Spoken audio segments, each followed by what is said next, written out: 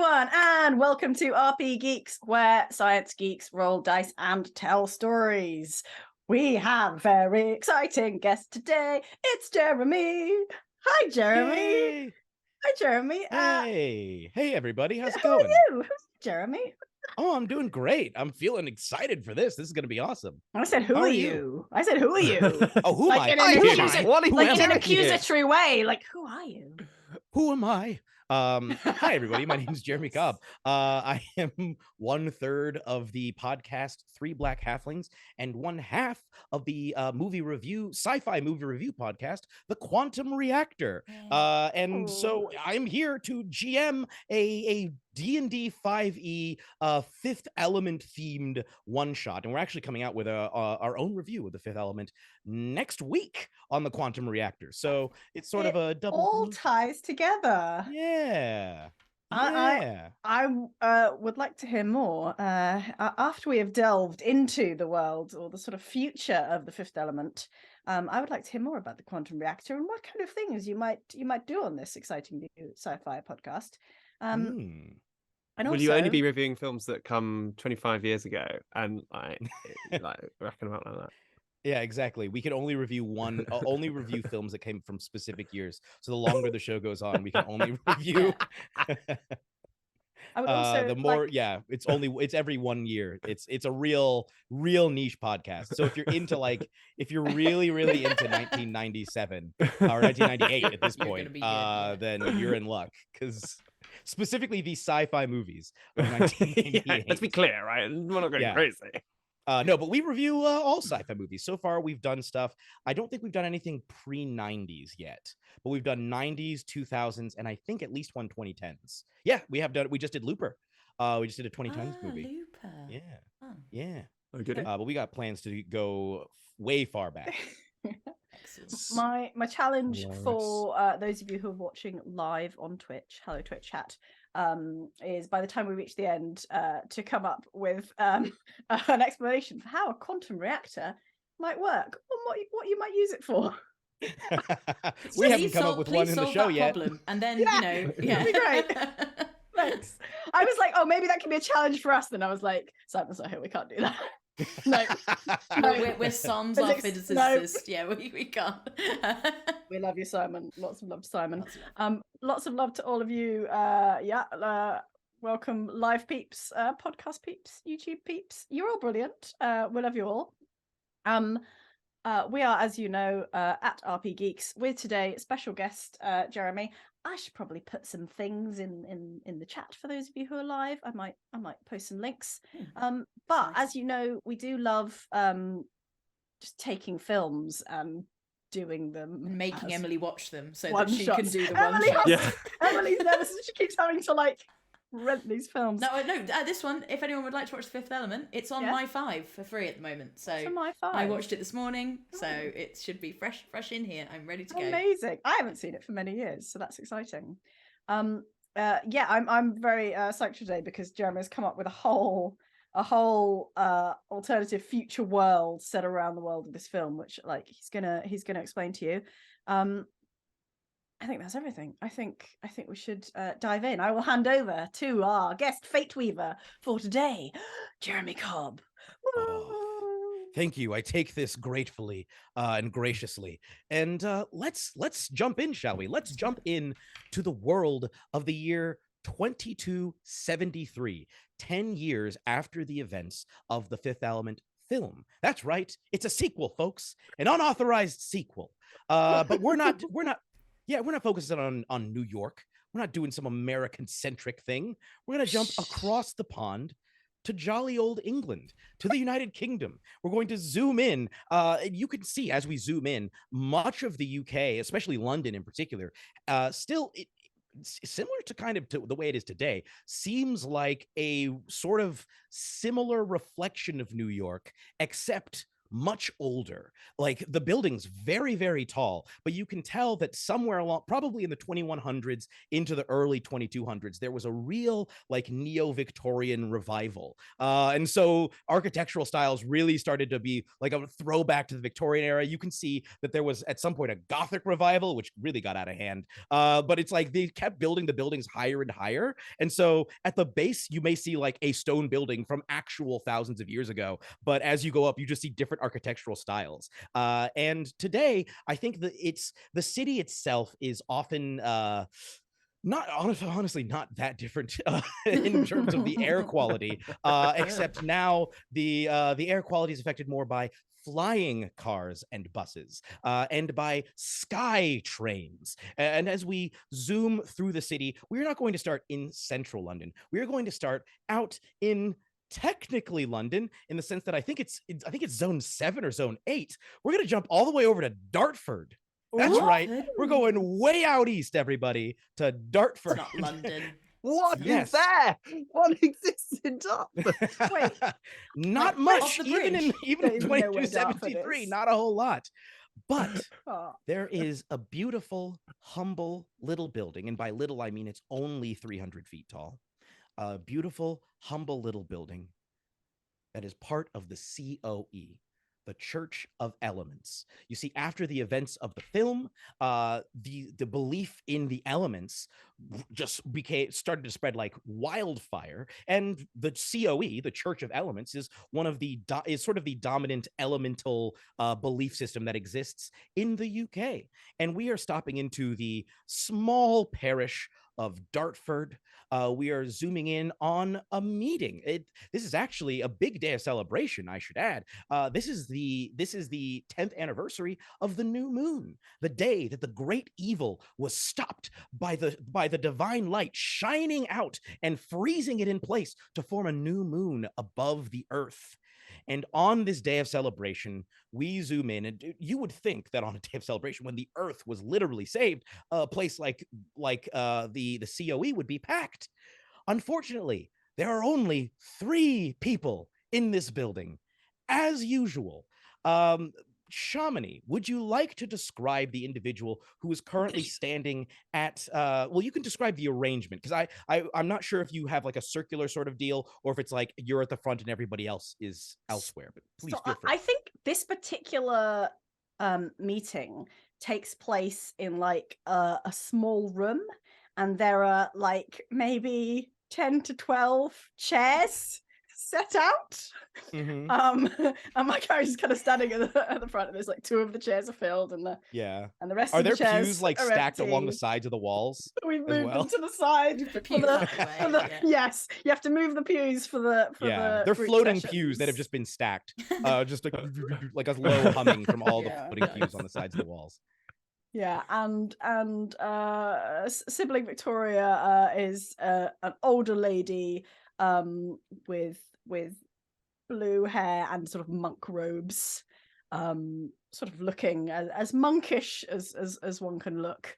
And she looks around at I think there's been a period of just sort of sitting in silence, and I think she's going to sort of like walk over to the door and just look out the door one more time, and then say, right, well, I suppose that's probably all we're going to get for today. So yes, let's carry on with who we've got here for the support group. Thank you. Yes, David.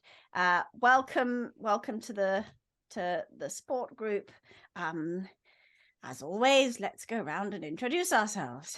Do we have to do it again? Or... Yeah, well, it's part of the process, is that we make sure everyone feels welcome, and we all. Yes, I am Sibling Victoria. Greetings, Sibling Victoria. Greetings, Sibling Victoria. So Yeah, thank you. Yes, I am here, the sibling of this particular chapter of the Church of Elements of the 50th Parish. It's lovely to be here with you all.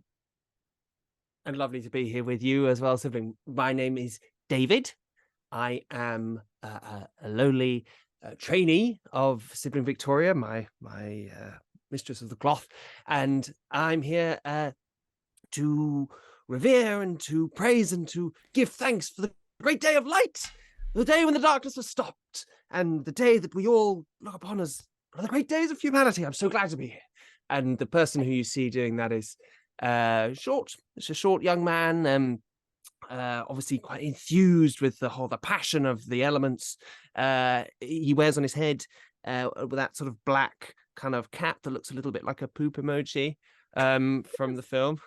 And but the rest of him, he's covered in bits of old metal, bits of old like black cab metal, and you can see that as he moves, he sort of clanks a little bit as well. And you can see that his clothes is basically a suit of armor, one might say, a plate suit of armor, but made out of old panels from this taxi cab. You've got a very kind of like, up for it sort of expression.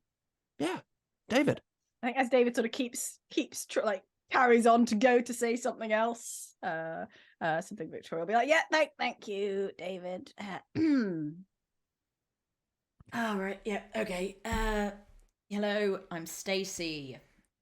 Hello, greetings, Stacey. Hello, Stacey. You have run out of the ham and cheese sandwiches. Like Victoria will just like look to David. I am so sorry. It's fine. It's fine. I'm happy to do the chicken or whatever. Normally you've got a few of them, and they're my favourite. I'm so sorry. David will get up and start clanking their way towards the door. Okay, go ahead and into the kitchen, and you start to hear some like quite loud banging and noises. I think there's some smashing. Stacey is, I don't know what time of year it is, but it doesn't matter. She's wearing shorts. She's wearing like these cargo pants shorts. She's got a sort of white vest with like a Hawaiian shirt on, but then on the top of that, she's got this big, thick, those jackets that are like that material that makes a really weird noise. I don't know how to describe it. Like corduroy? No, like thick, almost plasticky. Basically, like a big, like an anorak, but really really thick. That's her. Okay, yeah. But it's got a little TFL. I don't know if it's still TFL logo on it. And let's say it is. Yeah, and yeah, let's say it's ATFL, Air Transport for London. Lovely, Air Transport for London logo, and maybe it's the TFL sign with little wings on it. And yeah, she's sitting there, sort of not really looking around, and then probably heads to the back and gets herself another cup of tea. Yes. Perhaps as part of today's discussion, we can discuss why variety is good, and one shouldn't just eat all the ham and cheese sandwiches, and only the ham and cheese sandwiches, perhaps before other people have had a chance to access ham and cheese sandwiches. Let us ponder. Let us consider this. From the kitchen, you hear and then a kind of sort of whooshing noise, and then a kind of another crash and a clatter, and then a ham sandwich comes out that's been sliced completely in half, like almost obliterated. Here you go, ham cheese sandwich. There you are. Thank you, David, Sibling David. Thank you. You'll notice it's quite wet, also a little bit burnt. It's been obviously blown on, and it's got some soil in there. That's it, the elements. As we view this rather depressing scene on what should be a joyous occasion, let's just walk through a little bit of kind of how everyone's feeling in this moment, because we will start with Sister Victoria Helena, because you have had an extensive career. I mean, the Church of Elements has really only existed in this form for about 10 years. But would it be fair to say that you were kind of an early adopter? Like you were somebody who was early into it, and from a young age, I think, got very enthused. Maybe started off a bit like David is now.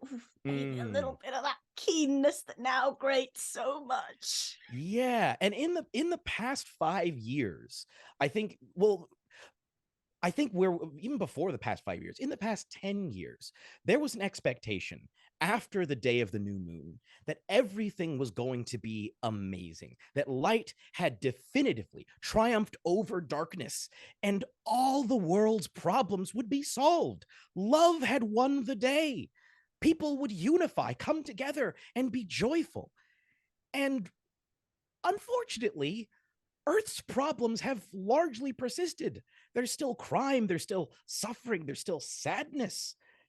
The joy that was expected really has just never arrived in the way that you would have thought. And with, I suppose, the dwindling of hope that joy would come, the parish numbers have dwindled. This room, at one point, there may have been enough people to necessitate the use of all of those floating pews.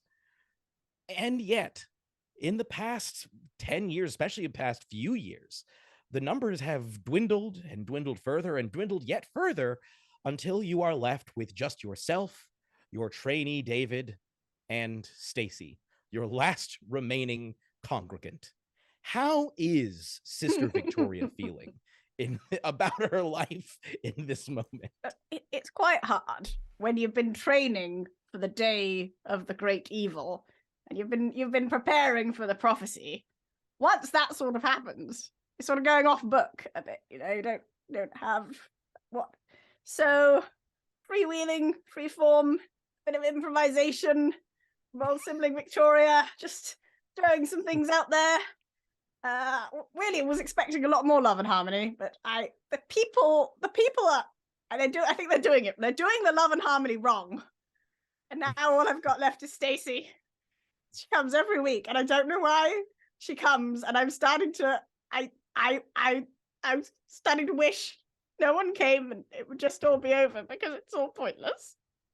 Oh, and I would imagine actually that your faith may have taken an even more severe blow, because there's a little bit that I left out of my description of the city, which is that parts of the city are very clearly under construction. And of course, in a big city like this, there's always going to be some kind of construction, but this construction looks more like rebuilding, because last year there was a horrible attack on the city of strange creatures. It's suspected that the attack may have come from the planet Mars, but these gigantic machines terrorized the city for days on end, and even humanity's best weapons seem to have no effect before the invasion, the all-out assault, suddenly stopped abruptly. And since then, there have been all sorts of rumors and mysteries about where these attacks came from, what the cause was, what stopped the invasion, what the whole deal with that is. But to this day, the city has not yet fully recovered, and I think the hearts and spirits of the people have recovered even less than the city itself has. The prophecy never mentioned that. Never mentioned, after the great evil, there will be some three-legged alien robots. Or, here's how to deal with that. Kind of thing. Yeah, secondary evil part 2, the sequel. Yeah. They didn't. It really didn't help. Junior. Yeah. They're simply to test us, are they not, Sibling Victoria? Test our faith in the goodness of things, which of course we live through. We live in the greatest and the goodest of all times. That's true. We live in the time of love and harmony that has luckily befallen us. Yes. Sibling David, how are you feeling in this moment? Because I imagine you're newer to it. Go ahead. Yeah. Sibling David is... when Sibling David found this calling, which wasn't too long ago, in months, then, he really did feel like things started to make sense. That like there was a grander purpose, and he'd been living his life, working in the car mechanics, fixing taxis, and generally just sort of getting on with it, but without any kind of clear vision. And when he heard of the Church of the Elements and heard the simplicity and the unshakable fact that we are living in the perfect future, it really gave him something to hang on to, and that he really believes that. And it's not that he wants it to be true; he knows it's true. He knows there is something about the three-legged, the alien stuff that maybe he could think about at some. But there's no time now. There's no time only for thankfulness and worship and training, obviously, for obviously in case anything does happen. Just better be ready. But not that it will, because it can't. Of course. And finally, Congregant Stacey, Hmm.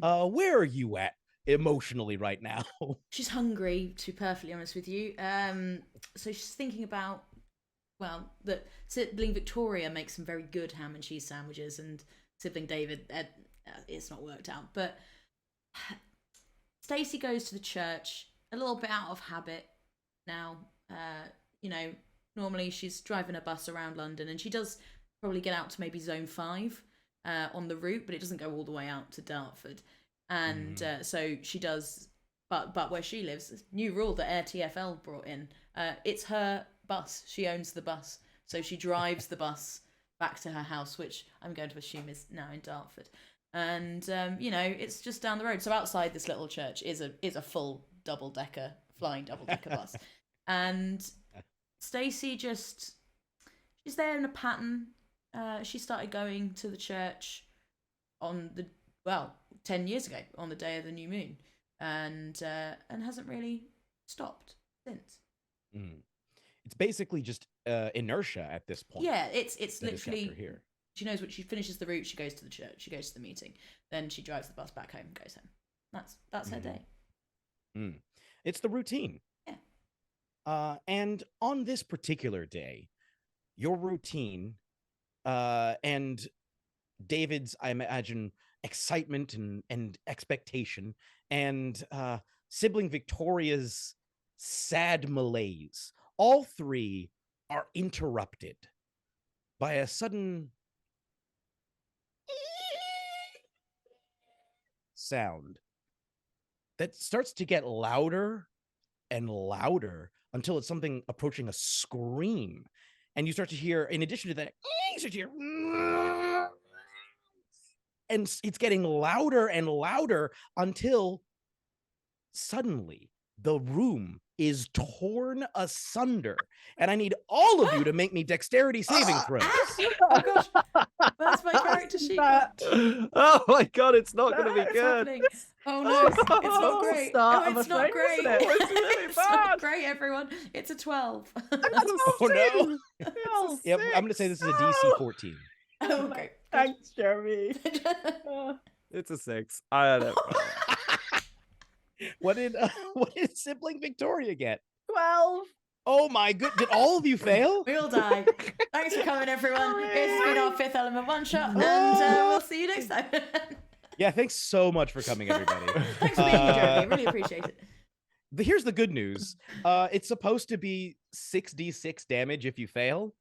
I rolled a 2, a 2, a 1, a 1, a 3, and a 2. Yeah! So I'm not even joking. You all take 11 points Ooh. of essentially bludgeoning damage as something comes tearing through this floor into the next floor, through to the next floor. The floor itself is caved in. The pews are still floating calmly on the sides, but the chairs are sinking through. The room is filled with smoke. It's like you did not get hit directly by the ship, but you all were sent flying and then tumbling down.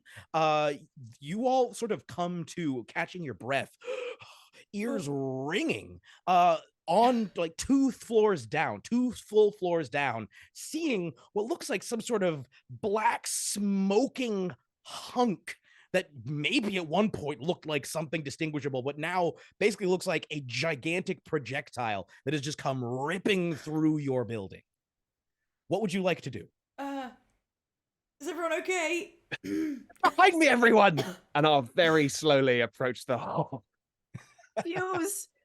The floating fuse. Do you think they survive? Because we need to recover. I can't get any more. Vic, I don't think that's what you need to be worrying about right They're now. very expensive floating fuse. And Stacey is going Where's to everyone pull going to out sit? what is basically a battle axe out of her back and just be like, right, okay, David, you're going first. David's going to double take for a second. You have levels, Stacey. And then nothing can destroy this sacred day. It is a day of joy and happiness. It must remain so. And David will do the sign of the elements and then just peer over the edge. What is there anything alive down there? Yeah, so it is like it is again a twisted, smoking wreck. It's like burned beyond recognition. But as you're looking at it, you hear just the faintest.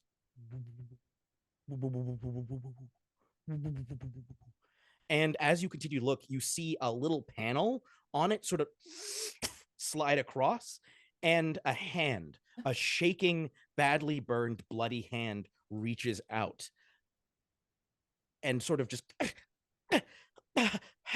and you see a seriously, severely injured woman just sort of crawling out. Her clothes are tatters at this point, but whatever she was wearing, it looked to be fairly dapper, if a bit eccentric, as she comes sort of weakly crawling out and sort of looks around weakly at you all. Sibling Victoria is going to say, "Oh, the first aid kit in the kitchen," and then just sort of like look up where the kitchen was.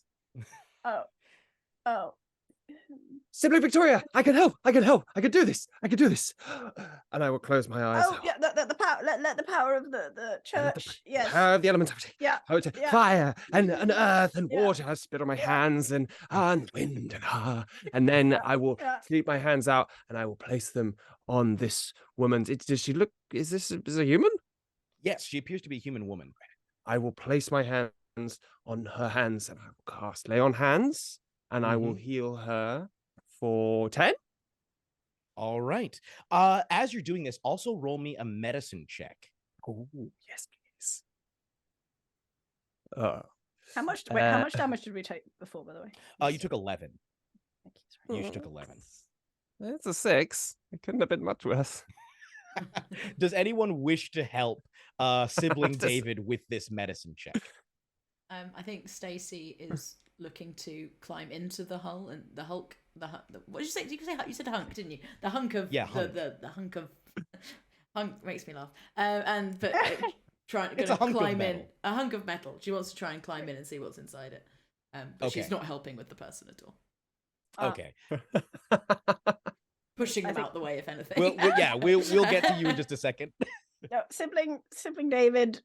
Remember, we are remembering our readings, we're remembering the texts, remembering our trainings. Slow and calm, and I will put the medicine check.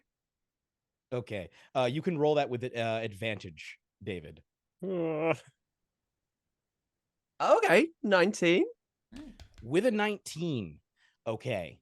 You, as you're like sort of nudged out of the way by Stacey, who's trying to force her way into this thing, you get like, I think like she bumps you and like you move your hand and get a better look at the poor woman that you're trying to help, and you realize her injuries are beyond your care. This would require high level healing. What you are giving her is enough to prolong her life for a very short time, but it's not enough to fully heal her. Like it's bad. It's bad down there. I did it wrong. Sibling Victoria, I'm sorry. I did it wrong. Can you help, please? I'm sorry. No, yeah. I don't worry. I have I think Sibling Victoria carries a lot of her holy texts with her, so she will pull out a scroll, put that one away, pull out another one, try and like peer. I think she needs glasses, but she hasn't got any, and yeah, we'll also try and cast something sort of like slowly and solemnly, like intoning some healing words and sort of again like waving the hand around. Okay. Make me, because of course you are digging through a lot of material in order to find the necessary things to help you cast these spells. As I believe we agreed upon, would you call this a religion or an arcana check for you?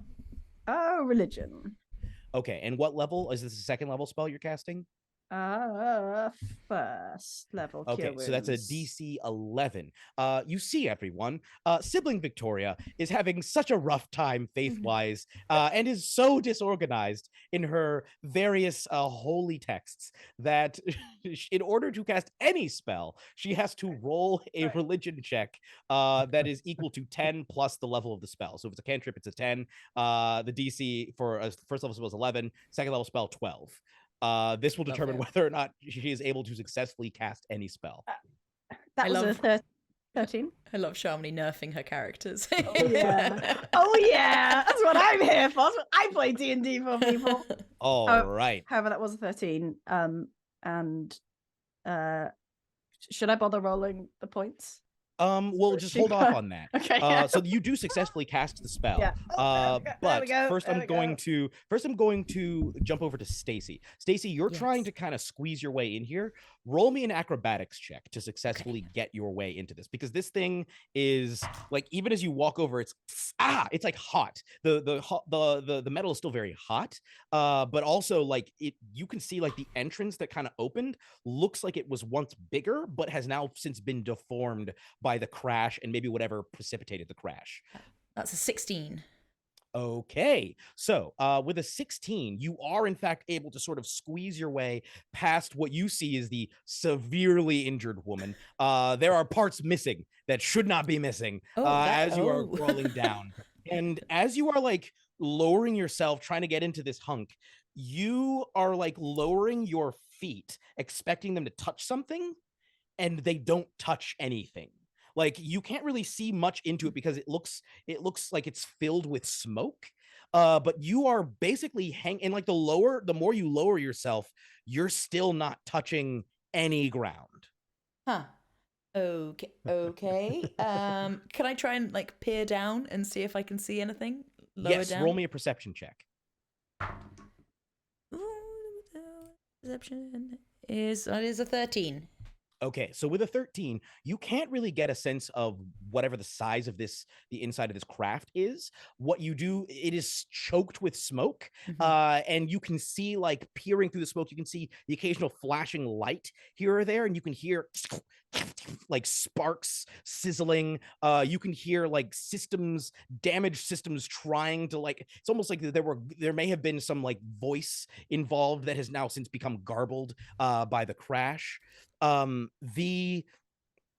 you see though, like through the smoke, the most you can make out is like a glint. Looks like a glint of something that is just within reach. The gravity inside of this room also seems to work kind of weirdly, where like it looks like you could, if you wanted to, lower yourself to like the side instead of just like lowering yourself in the like it's like as you enter, it has its own inner gravity that you can follow. Oh, like my hair's going one way, whereas everything's going the other. Exactly. And you can see what looks like the glint of something maybe about the size of like a medium-sized dog that is like glinting on the ground, about 5 feet from you.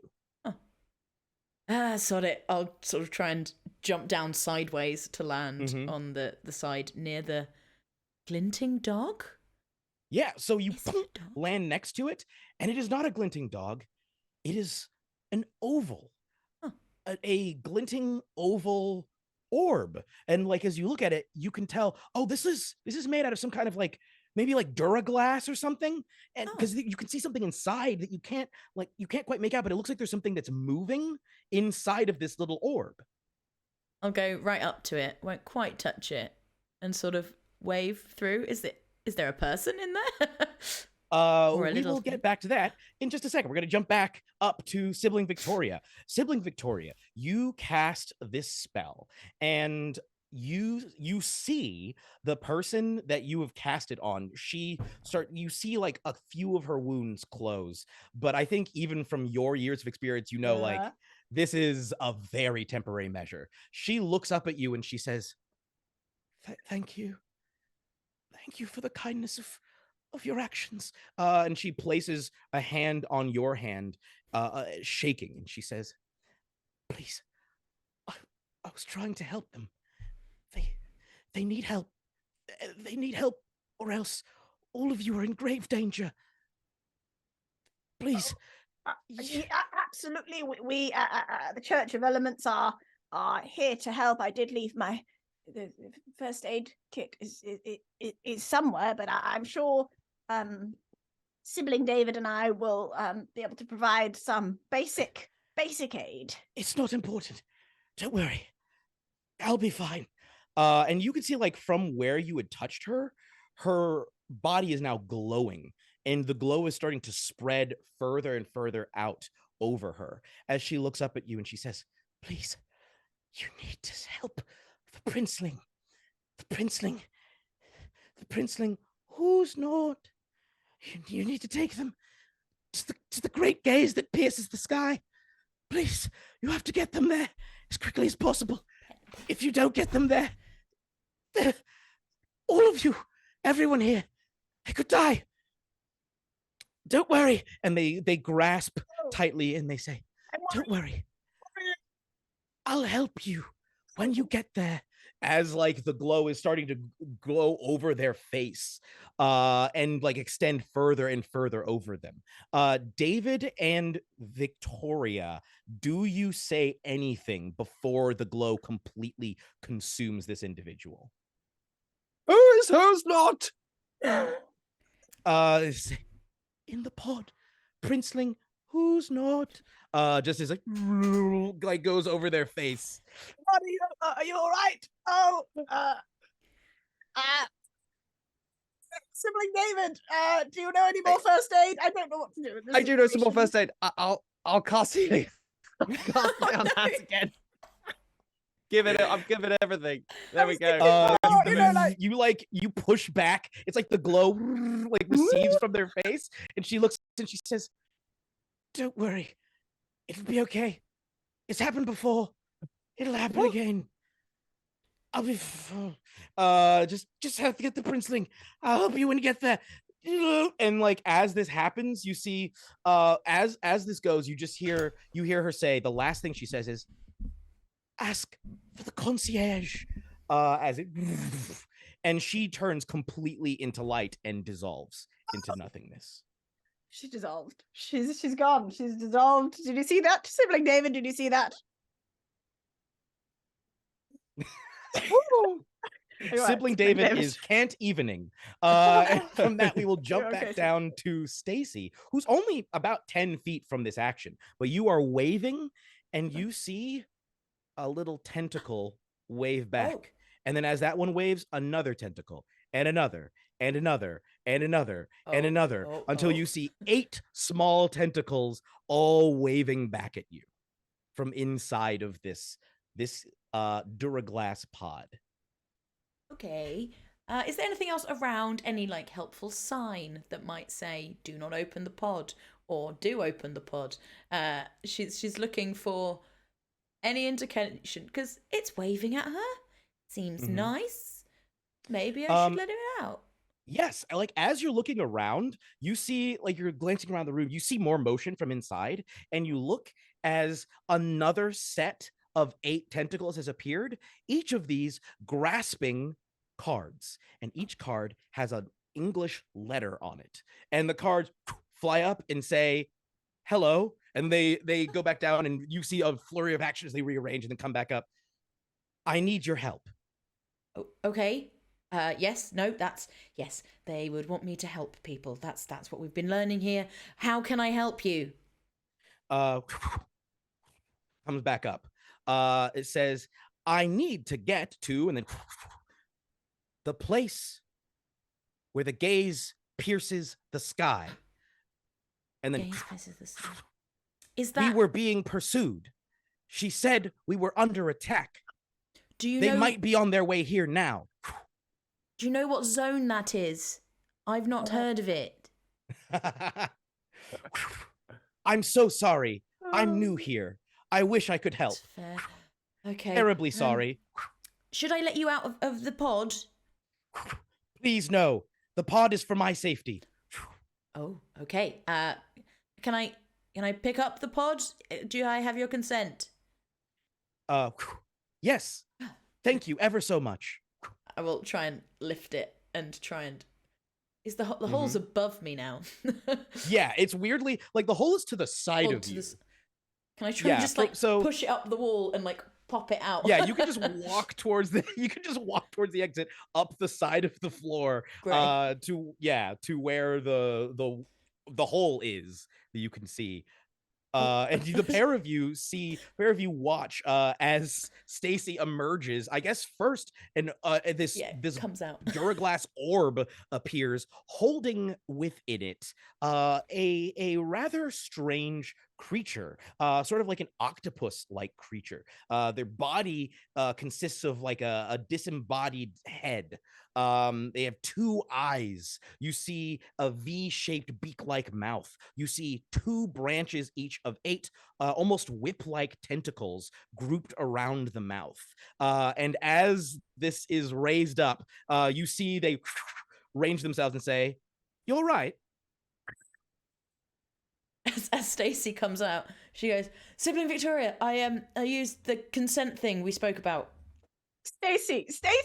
Oh no! Did you, Stacey? You haven't hurt anyone. You haven't. No. Stacey. Oh no, it was it can talk. Look, watch. Hello. This is Sibling Victoria and Sibling David. Can you say hello to them? You say, "Hello. My name is Princeling," and then you hear from inside, "Who's not?" I dropped to my knees. Zoom did not like whatever you just did, Victoria. Sorry. I was just saying that's the thing that the lady said. Who's not? That's what happened to the person. They looked hurt. Not? No, David, Sibling David. No, don't. Yeah, what is David doing? We're not worshipping. No. I've dropped to one knee. I hold up my sword. A knight must. This is it, Sibling Victoria. This is why I've come. It must be. Who's not? What are you talking about, Sibling David? No, what this was, there's been some sort of a crash, some sort of a transport accident, that's all. Do you not see, Sibling Victoria? We must have been sent here. There's always a reason. The elements, they never lie. And here we've been sent to look after who's not, and to take her to the great, what in the sky? The great gaze. Oh yeah, that's what they said too. Princeling, who's not? What are your pronouns, please?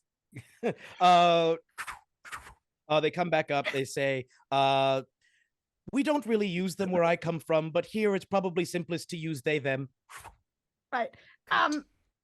Look, I'm really not sure that there was no prophecy about people crashing and turning into light. This doesn't seem. I just feel like maybe we should call some sort of authorities. Sibling Victoria, I need you to roll me a history check with advantage as you're thinking through this. Wait, was there a prophecy? Oh shoot! Oh, I've studied extensively all of the prophecies in my youth. There was a lot of studying happening. That is a 21. Woo. A 21? That's better than I had expected. Okay, so you're going to get extra stuff. Yeah, you're getting extra stuff on top of what I was originally going to give. So number one, we'll start with the extra stuff. There was, among the various prophecies that the Church of the Elements had been caretaking and following prior to the Day of the New Moon, prior to the advent of the Great Evil and the Divine Light, there were sort of fringe theories that there had been other prophecies given. That, like, sort of like how in Christianity you have the gospels that never got included, like the books of the Bible that never actually got put into the Bible, that way back in the day some people used to follow. What? There are theories that there were other texts that were given to humanity as sort of like a herald of future events that were also inspired by the great elements, some of which may have pertained to the Day of the New Moon, some of which may have been prophetic about other events.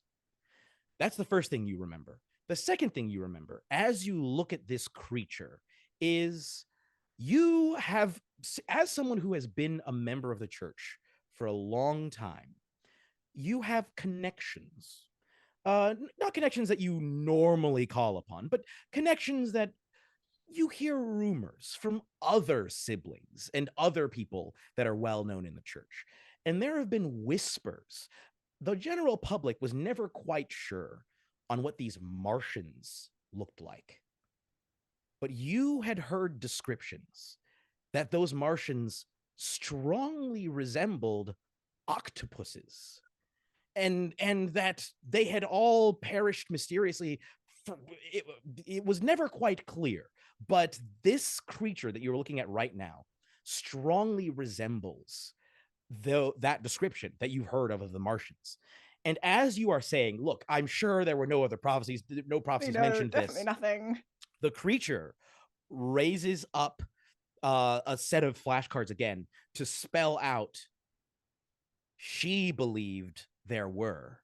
And as Princeling, who's not, says this, they produce a weathered copy of H.G. Wells' The War of the Worlds and hold it out toward you. I see. Wait, outside of the. Well, no, it's still inside, but they're holding it out to show. They're holding it up to the glass so you can see it. What is this ancient and sacred text? Oh, I think we did it at school. That's H.G. Wells's War of the Worlds.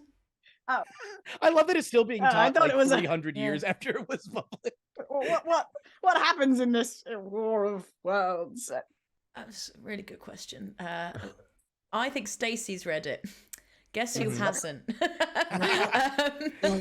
It was just if I remember rightly, it's just aliens come to Earth and try and take over the world, but they don't. I think as you're saying this, Stacey, it clicks that the plot of War of the Worlds is like there were tripod-like monsters that could the tripod-like robotic monster things that could vaporize people. They had like a smoke that would also like wipe people out. Right. They were capturing people to use them as fuel for themselves. You know what's funny? Do you remember that thing that happened? Like, was it last year?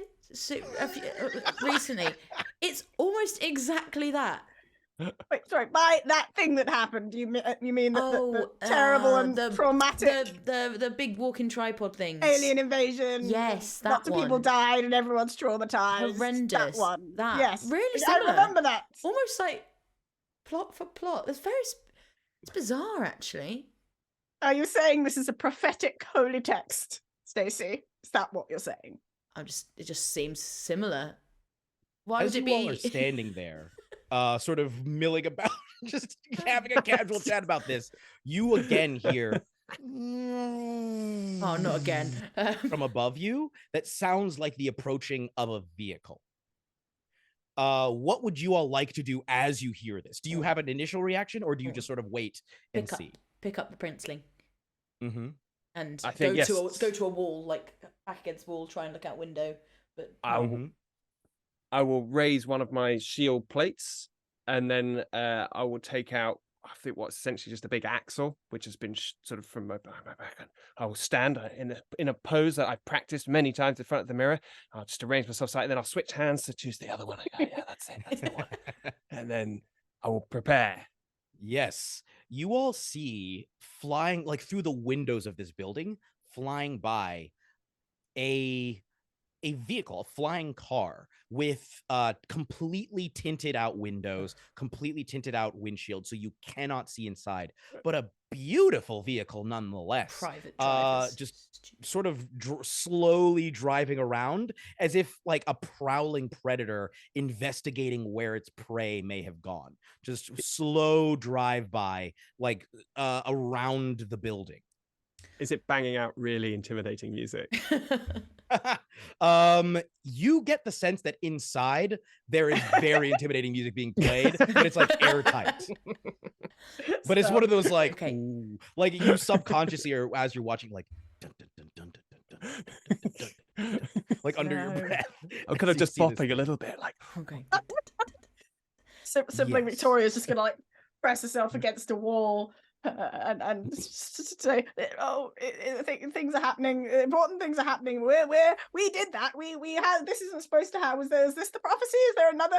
This doesn't seem like it should be down to us because what should we do now, Sibling Victoria? thing already happened, and this is probably someone else's. Sibling Victoria, tell us, what should we do? What do the texts say? Yeah.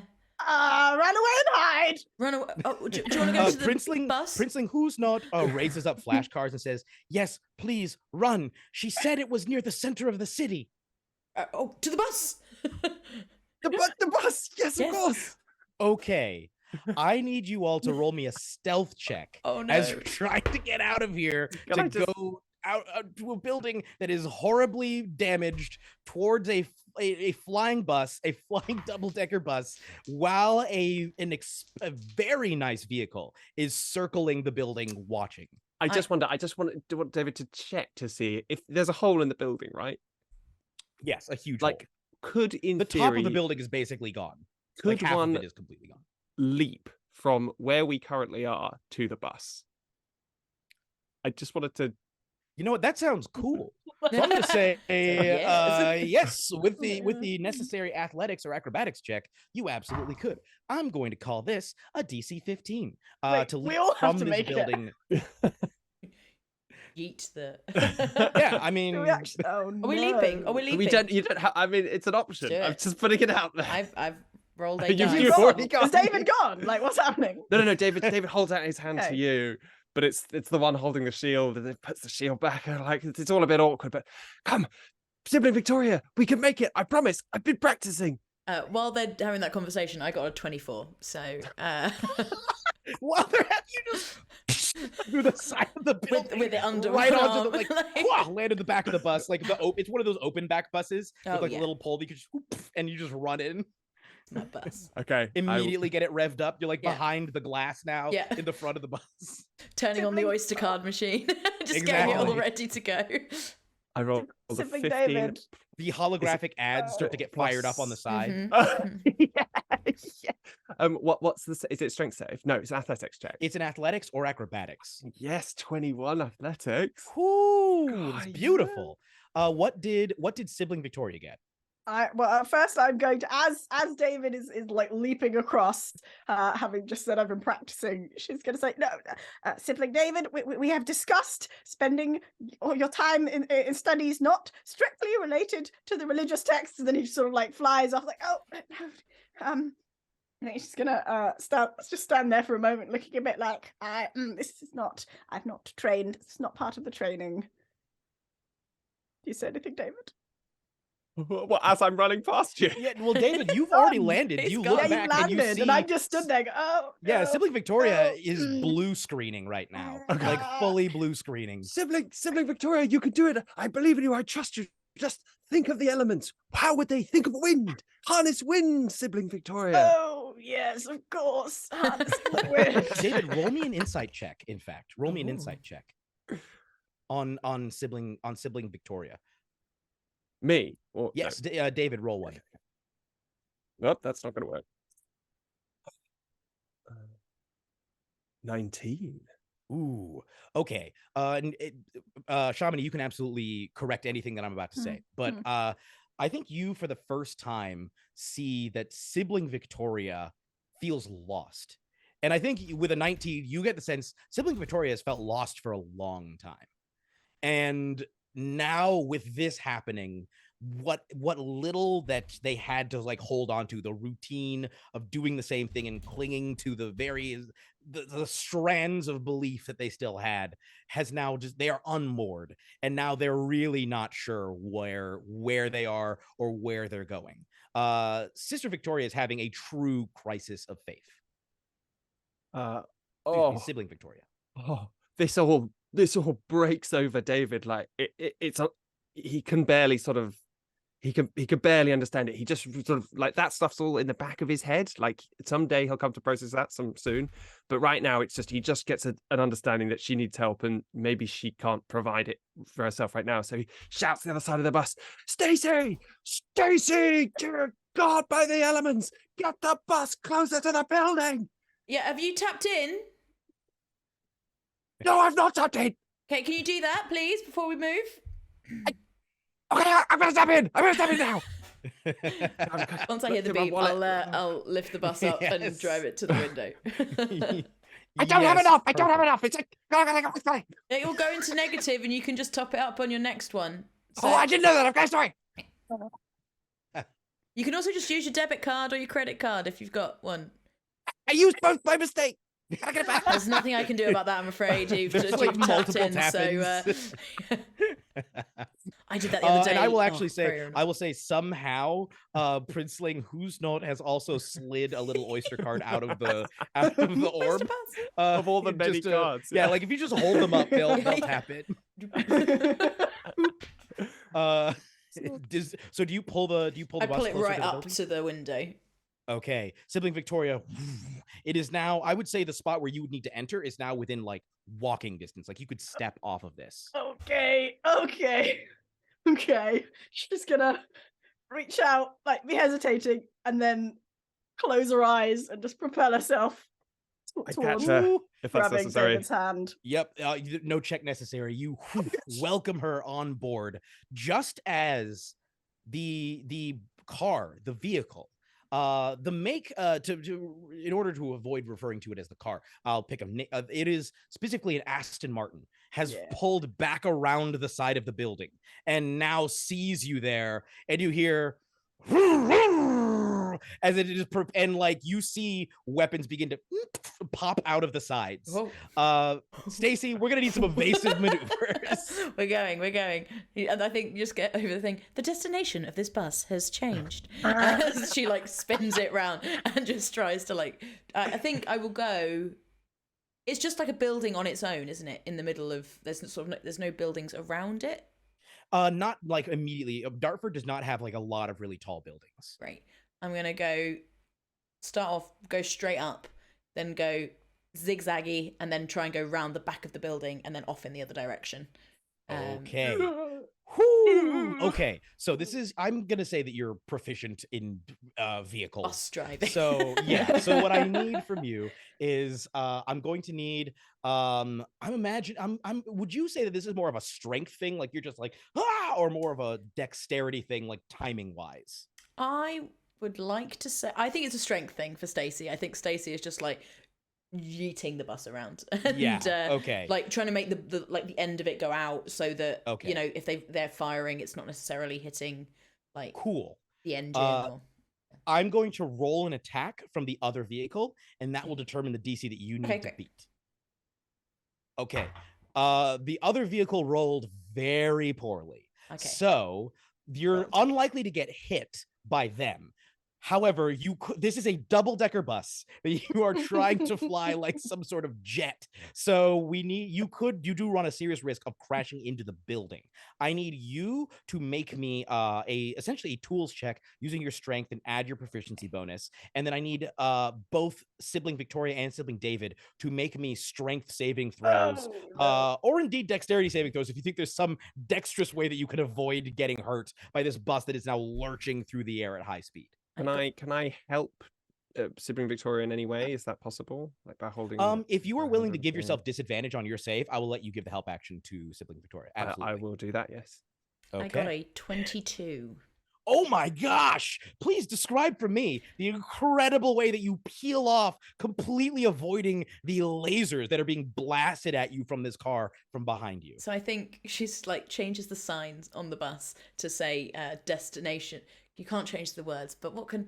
Do they ever say... Not in service. I put the not in service signs up and go straight up to begin with. So literally turns the bus just 90 degrees, goes straight up.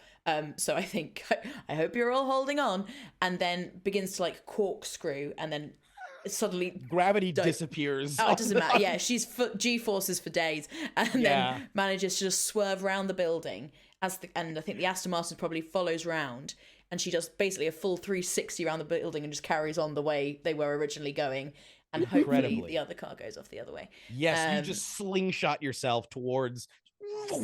I'm gonna say with a 22, yeah, you absolutely. The Aston Martin is not able to keep up as you peel off back toward I believe the center of the city, right? You're heading towards heading towards inner London, just speeding through the air. What are the checks that the rest of you got? I roll with advantage, right? Yes, you have advantage. Please we're use gonna all call this- available seats. Yes, with a 22, we will say that what is your strength modifier? Oh, mine. What is Stacey's strength modifier? Plus 4. Okay, so it's a DC 14. 10. Even with advantage? With advantage. Yeah. Unbelievable. Is it athletics? Yeah. There's a 10 from me as well. Oh my goodness! Just go flying up. Oh my goodness! You both take another 7 points of bludgeoning damage. Oh, no. As you're Sorry. getting slung around the back, and just speeding now towards the city. You just That's hear incredible. "Woo!" in the background. Okay, so you are speeding through the air. Within seconds, though, you see that the Aston Martin, which had spun off behind another building, emerges back on your trail and is speeding after you. It is now no longer as close as it was, but I'm gonna need some maneuvers because you are driving now into traffic. Okay. Yeah, there are flying cars. The way there's multi-level traffic in a city like this, so you have like multiple planes of traffic. I imagine that you're having to fly through multiple planes in order to try and like are you going all out right now to try and lose this guy? Maybe not even lose at this stage, just get into traffic and other things and try and just like zigzag so that we're never an easy target, but maybe not so much try and lose them now as just get away and get as many other things around us as possible. I know that sounds really bad, but just so you know, we're not the only thing that we're after. This is going to be basically an opposed check, so it's going to be the same check for you and the same check for them. They rolled a natural 2 last time. Let's see if they can do any better. So same again. Trying to get a lock on you all. Ooh, it's not as good from me.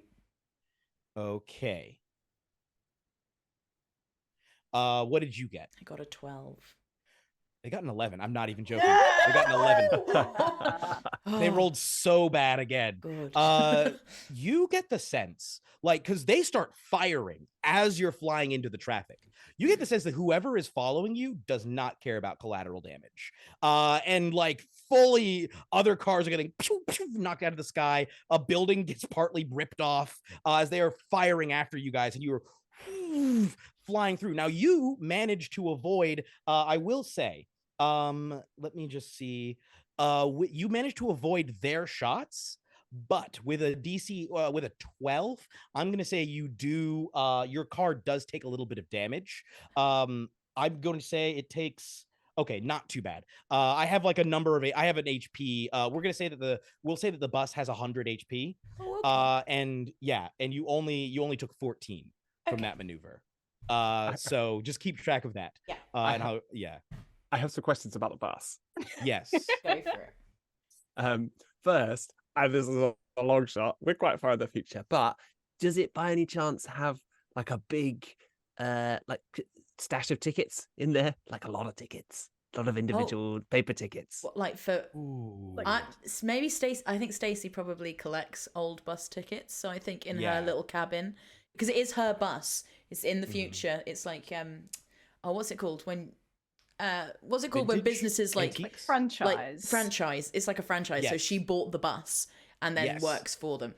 But it's kind of her business. So I think her little cabin has all like maybe the tickets and things around, and it's done up. There's a little nice light, so you can come get if you want tickets. There are tickets. Yeah. I kind of want to. I think there's both. I kind of want to like get as many tickets together as I can. I'm gonna hold them all like this.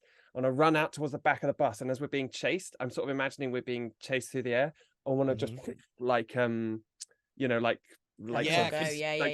a smoke screen, basically. Yeah, exactly. And then I want to throw a chair at them. A chair? You rip a chair out. Yeah. Oh, well, you didn't need. Oh, okay. Make me an attack roll. And we will say, make me an attack roll with advantage, because you throw this out and they fully can't see you from it. They're blinded. Whoever is following you is blinded by the sudden flutter of tickets. Oh, come on. All right, hang on. You can just use like your strength, essentially. Just use your strength. So it's 12. If that's strength plus proficiency, if I get that, but if not, then it's just 9. Yeah, it's not gonna be enough. You launch the chair out the back and it just disappears. Just like flies off through somebody's window. Was that really like worth it, David? But you do completely confound the driver of that vehicle, for a moment, and it's like you hear from above you, and I imagine at this point you are like diving straight down, like through the traffic and weaving, and just like and you just run to the back and let this out. Somehow standing like barely standing on like a huge incline, trying to grab onto the side so you don't fall back. You launch a chair out. You see that the other vehicle, I'm gonna roll a save for them now that they've been completely they rolled a natural 6. This is brutal, guys. I'm getting the worst rolls. You see the other car hits like a holograph fixture, because there's a lot of holographic advertisements, of course, and hits a floating holograph fixture, spins out, and as it's spinning out, almost as if in slow motion, the roof of the car slides across, and you see a man in like this shining black suit, like a business suit, but like the most stylish business suit you have ever seen, looking completely unperturbed, other than a slight annoyance, holding a martini as he climbs out in slow motion, takes a swig, smashes the glass, leaps from that vehicle onto just a random passerby car, reaches in, tosses out just some random dude who's and then climbs in, commandeers the vehicle, and starts driving after you again. But by this time, you guys have gotten some distance. Now, first, I'm going to ask Sibling Victoria, are you doing anything during this process?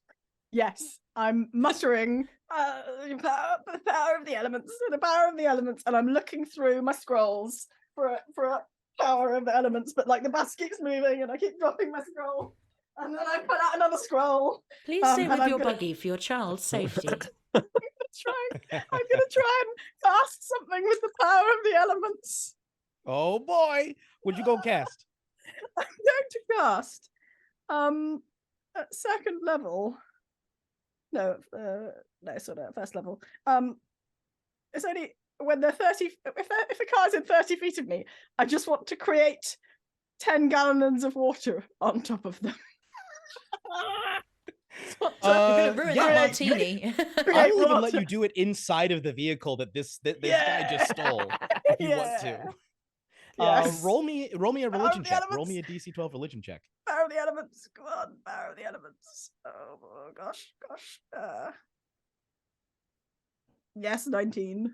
Ooh, okay. There's nothing after that. It's just you see as this guy climbs in, like locks eyes with you for a moment. Sibling David, before Sibling Victoria, you just see like suddenly. There's like a fish in there for some reason, just floating by. This is like, opens the vehicle, like water's pouring out, hair sopping, somehow even more hot though. But like hair plastered to the head, comes like looking as you guys speed away. You know that this is not over, but you've bought yourself a little bit of time. I'm gonna jump back to Stacey. Stacey, are you know for a fact that you have likely been marked by this guy, whoever this is? This dude is some sort of pro. Yeah. Are you going to try and just fly straight through London, or like knowing what that would risk, or are you going to try and like off-road it a little bit? So before we started, you started mentioning about the underground and the overground. Can you explain all of that to me again? Yes. So the underground has now been split. Underground and the overground and so forth have been split up. The underground is still underground, but because all the buildings are now like hundreds and hundreds, if not thousands of feet tall, the underground is so far below that it is basically out of sight, out of mind. It's essentially unregulated. And very few people use it unless you are either like in poverty or potentially like you need to not be detected. It is a much more dangerous place because there's a lot more crime down there because there's no regulation. Like it doesn't cost any money to use, but it also means that like there's no sense of law enforcement nor community organization.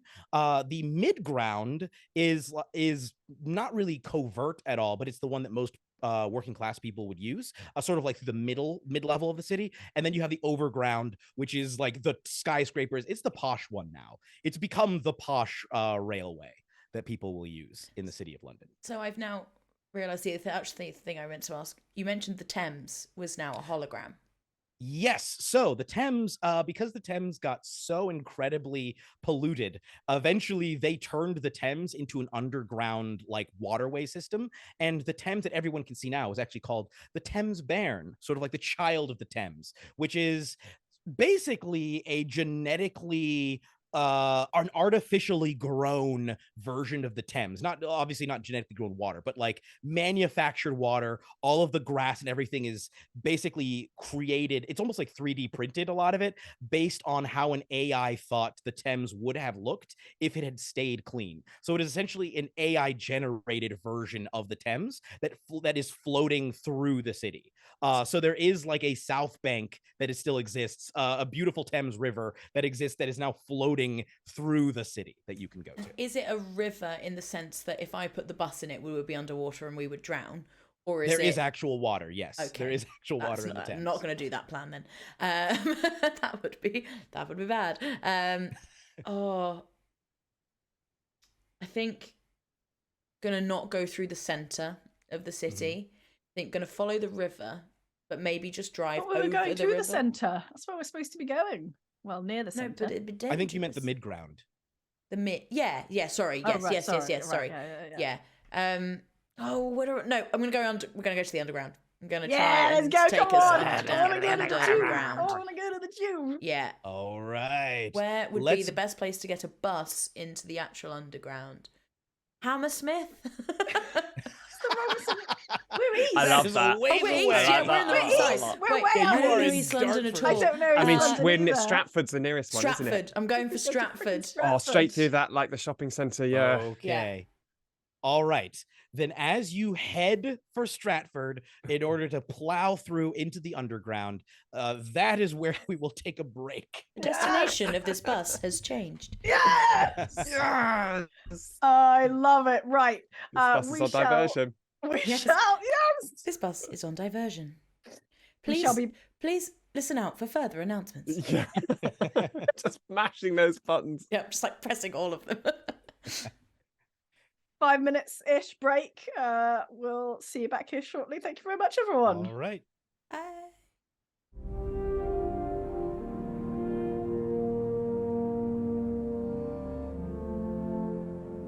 Hello, everyone. We are back with the second half of our Fifth Element themed adventure. Fifth Element 5e. Ooh, 5e. Fifth Element. How about that? Hey. Yeah. How did we not think of that? Wow. Oh, Fifth Element. It's just two. You can't even make it a pun because it is just. It is just correct. Yeah.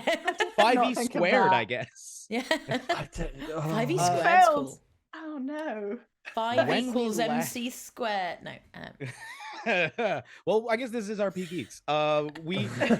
When we last left off, our heroes were riding in a flying double-decker bus toward what station were you heading towards? I forget. Stratford, of course. Yes, you were heading from Dartford towards Stratford, having just lost their mysterious pursuer, carrying in a little Duraglass orb, Princeling who's not, who appears to have been a Martian who was part of the invasion that had come last year. As you are driving, here's what I'm going to have. So, Stacey, I need for you to roll me a stealth check. So, Stacey has disadvantage on stealth because of her big jacket making a lot of noise. In this case, though, you're driving a bus. The bus doesn't. So, yes, the bus also kind of has disadvantage. Yeah. But because it is a bright double-decker bus. Here's what I'm going to say. Rather than having it be like your stealth, we're going to have it be the same as all of your other drive checks. So it'll be your strength plus your proficiency because you are very good at driving a bus. I am, but I'm not very good at rolling dice. So that's a 12. Okay. Put a pin in that. So as you are driving through the city, things have sort of calmed down. You get away from the site of the disaster that just occurred. What do the rest of you do? Siblings David and Victoria and Stacey, and also having there the orb with Princeling, who's not in it. What would you like to do? Sibling David. Sibling Sibling Victoria? Looking around. David. Yes. Are you holding on to one of the things? Oh, it's the book. Right. Look, David. This, the book is a prophecy. Is this in the book? Are we doing the prophecy? Sibling David, a dying woman, requested our aid in her last moments. And it is our nightly responsibility to answer that call. But, Yes. but, Sibling David. Yes. I don't want to alarm you. But you remember when the aliens invaded? Yes. Aliens, you're screaming, dying, terror. Oh no, the aliens. Aliens from Mars. Remember that? Yes. That was pretty bad, wasn't it? Everyone was a little bit traumatized by that. David thinks about that for a while. But yes. That was bad. Of the aliens. I think you. Wait. All I heard was engine noise there for a second. I say that again. The zoom of the engine messed up there a little bit. Hey. That does make sense. I think might be one of the aliens. Don't look. Oh. Don't look. You glance and you can see a princeling who's not just like looking through the glass and just waving a little tentacle. I've like jammed it between two seats, so it's sort of, it can't looking move. around. They're just holding up some flashcards that spell out "thank you" to whoever will look, and they're just like sort of pointing flashing them around. Princeling, who's not? Well, it's not Stacey, is it? Of course, the one with the tentacles. Yes, with the tentacles. No. I think they might be. I think they might be a Martian from Mars. Yes, I'm sorry. Yes. No. No. Really? Yes.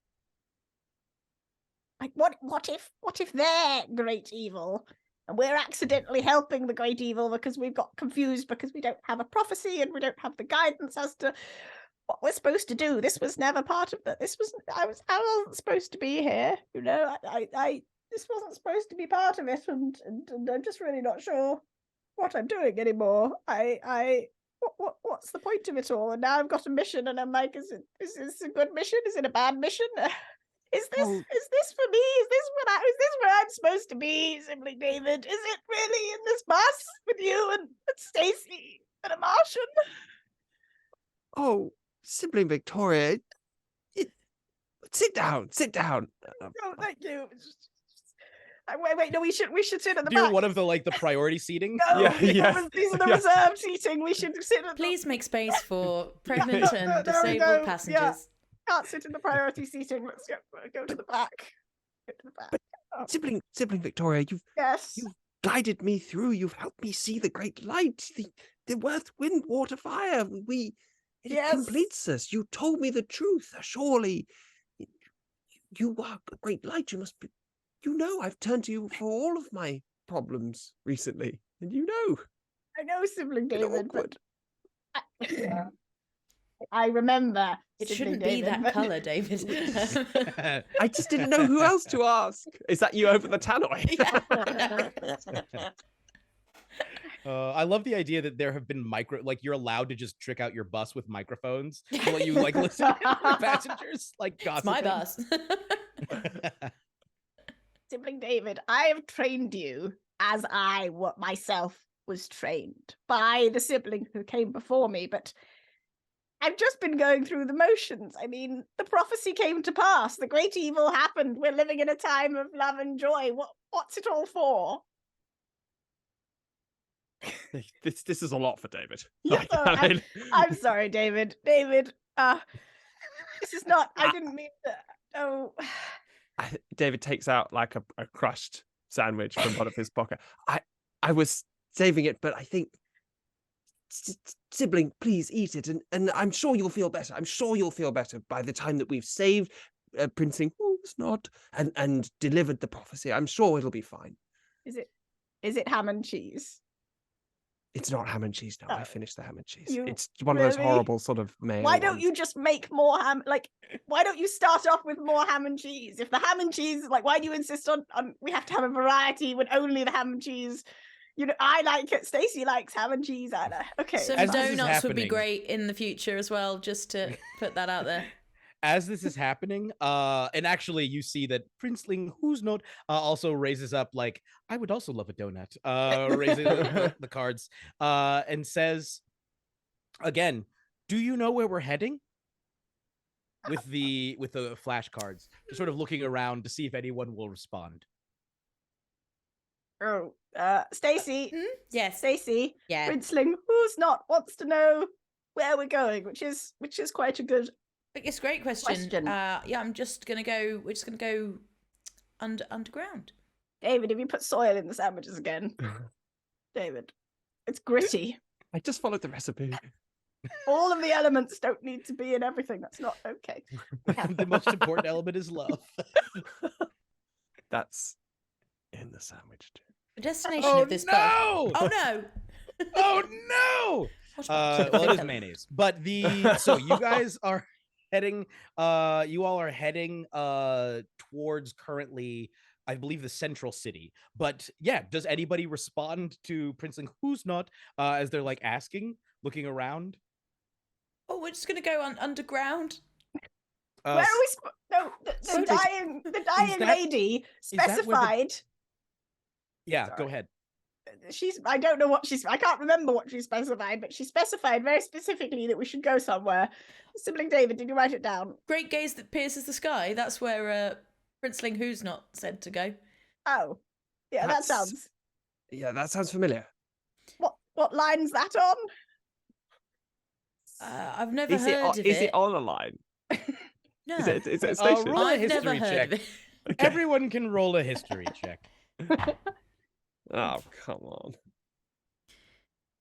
Oh, minus That's a- 13. That's a 4. Okay, Oh, a 13 and a 17. 4. A 17. I'm a history All right, expert. so with a 4, you have not been on the underground possibly ever, so you're not actually sure. With a 13, you are absolutely sure there is no great gaze that pierces the sky stop. No. So at least that narrows it down. It's not any specific stop. With a 17, it occurs to you that, look, we are dealing with, you're not sure, you haven't really spoken to Princeling Who's Not to figure out what the deal with that invasion was, but there does seem to be some kind of a prophecy element to all of this, and prophecies often involve things that are somewhat vague, somewhat could mean anything. You start to rack It's the eye. It's the eye. Of course, it's the eye. Yes, the thing that seems to fit best in your mind, the thing that is most emblematic of London that involves gazing. Yes, the Great Eye. And that, I think that is, yeah, the London Eye is like doing central London Eye, the gaze that pierces the sky, of course. Above ground, like is it still a Yes, thing? the London or is Eye's it like still there. So the London Eye grew along with the city because look, when all of your buildings are like thousands of feet tall, it's really not impressive if you have like just a tall Ferris wheel. The Ferris wheel is now so large that it extends out of Earth's atmosphere. It is now a multi-day trip to go on the London Eye. That's so good. It will take you all the way into space and then all the way back down. That's so good. It is, yeah, that is, it literally, the eye pierces the sky. It leaves the atmosphere. And that is, yeah, I think like it immediately fits. Like, oh yeah. Stacey goes, I'm just going to get City Mapper out. good. 1 second. City Mapper now is like holographic and has like a voice commanded like, Right. where would you like to go? The London Eye, please. Did you mean the London Hall of Eyes? No, Then no, starts to like list all of these no. other unrelated things. So if we take the Jubilee line from Stratford, we can get to Waterloo pretty quick. with the bus on the bus? Yeah, we'll just use the tunnels. We'll just go through. Okay, It'll be a tight That's- squeeze, won't it? Yeah, I think they're quite big now. Oh, they're Traveling large through tunnels, estimated okay. time traveling through the underground on a bus through the tunnels, and it lists like a range of times, all of which Says- have like variation times depending on whether you get hit by a train. Well, if we don't, according to this, it's 19 minutes on the. We could just get the tube, I guess. But I don't really want to just I don't leave think the we bus. should carry Prince Who's Not on in the open. Right. I mean, we could also, I guess, follow the river. I'm just imagining that when You it can. it switches as a little walking icon when you have to change between trains. It's like bus and then a little train crash icon and then a little walking icon and then And then a little Yeah, then like a sad. tumbling body icon. yeah. I mean, okay, maybe we don't go underground then. Maybe we stay overground and We just have to go underground. beeline for it. You absolutely can. I would say if you want to avoid detection, you could just go underground part of the way, pop out, and then follow the river the rest of the way Okay. if you wanted to. We could at least get to like London Bridge or Tower Bridge. Let's do the subtle one, the Heidi Okay, one. we'll do the Heidi Let's one. do the Heidi one. Let's go at least Okay. to Bermondsey on the Jubilee line, and Just then maybe just so we'll you come all out. know, like my plate armor clanks so much that even though we're hiding in a tunnel, it may be difficult for me to Yeah. remain hidden. My jacket makes a lot of noise when I walk as well, and therefore it's quite. Your big plastic anorak jacket. It's chainmail. Sure it is. As you all are traveling, you see that the princeling once again raises up. Thank you so much for your help. And then raises up and says, I have to admit, I'm very sad. She was a nice lady who was helping me, but you all seem very nice as well. So thank you. Just Very spelling that out and like sort of showing it to all of you. Does anybody have anything that they would like to say to the princeling? Because they just kind of been chilling here this whole Yeah. time. I mean, I kind of like to insight check the princeling, but I don't think David would. I think David is just fully on board. So Okay. Yeah. ignore I even said that. Sorry. I mean, I could imagine Sibling Victoria inside checking. I'm worried about this. I'm going to go over to Princeling Who's Not and say, so invading planets, eh? Let's see what their reaction is. You see that they kind of like they sort of sag for a moment, like almost as if like whatever they don't look like they have bones, but whatever like muscular system was like holding them up is sort of like for a moment. They look almost liquidy, and then they rise up again and raise up a series of signs that says, "I'm terribly sorry about that." It was A you! complete- It was you! You invaded! Yes, I'm afraid it was. It was Oh. a complete misunderstanding. I'm so sorry. We thought it was a super weapon, you see. We've had to live in hiding for so long.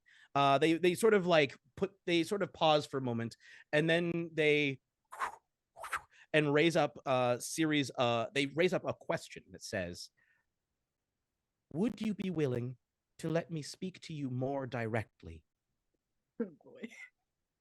Spurred from Ali's campaign. It never goes well when Ali's DMing. Oh, wait, oh no, Sibling David. I was being judgmental and now there's a sob story and I feel bad.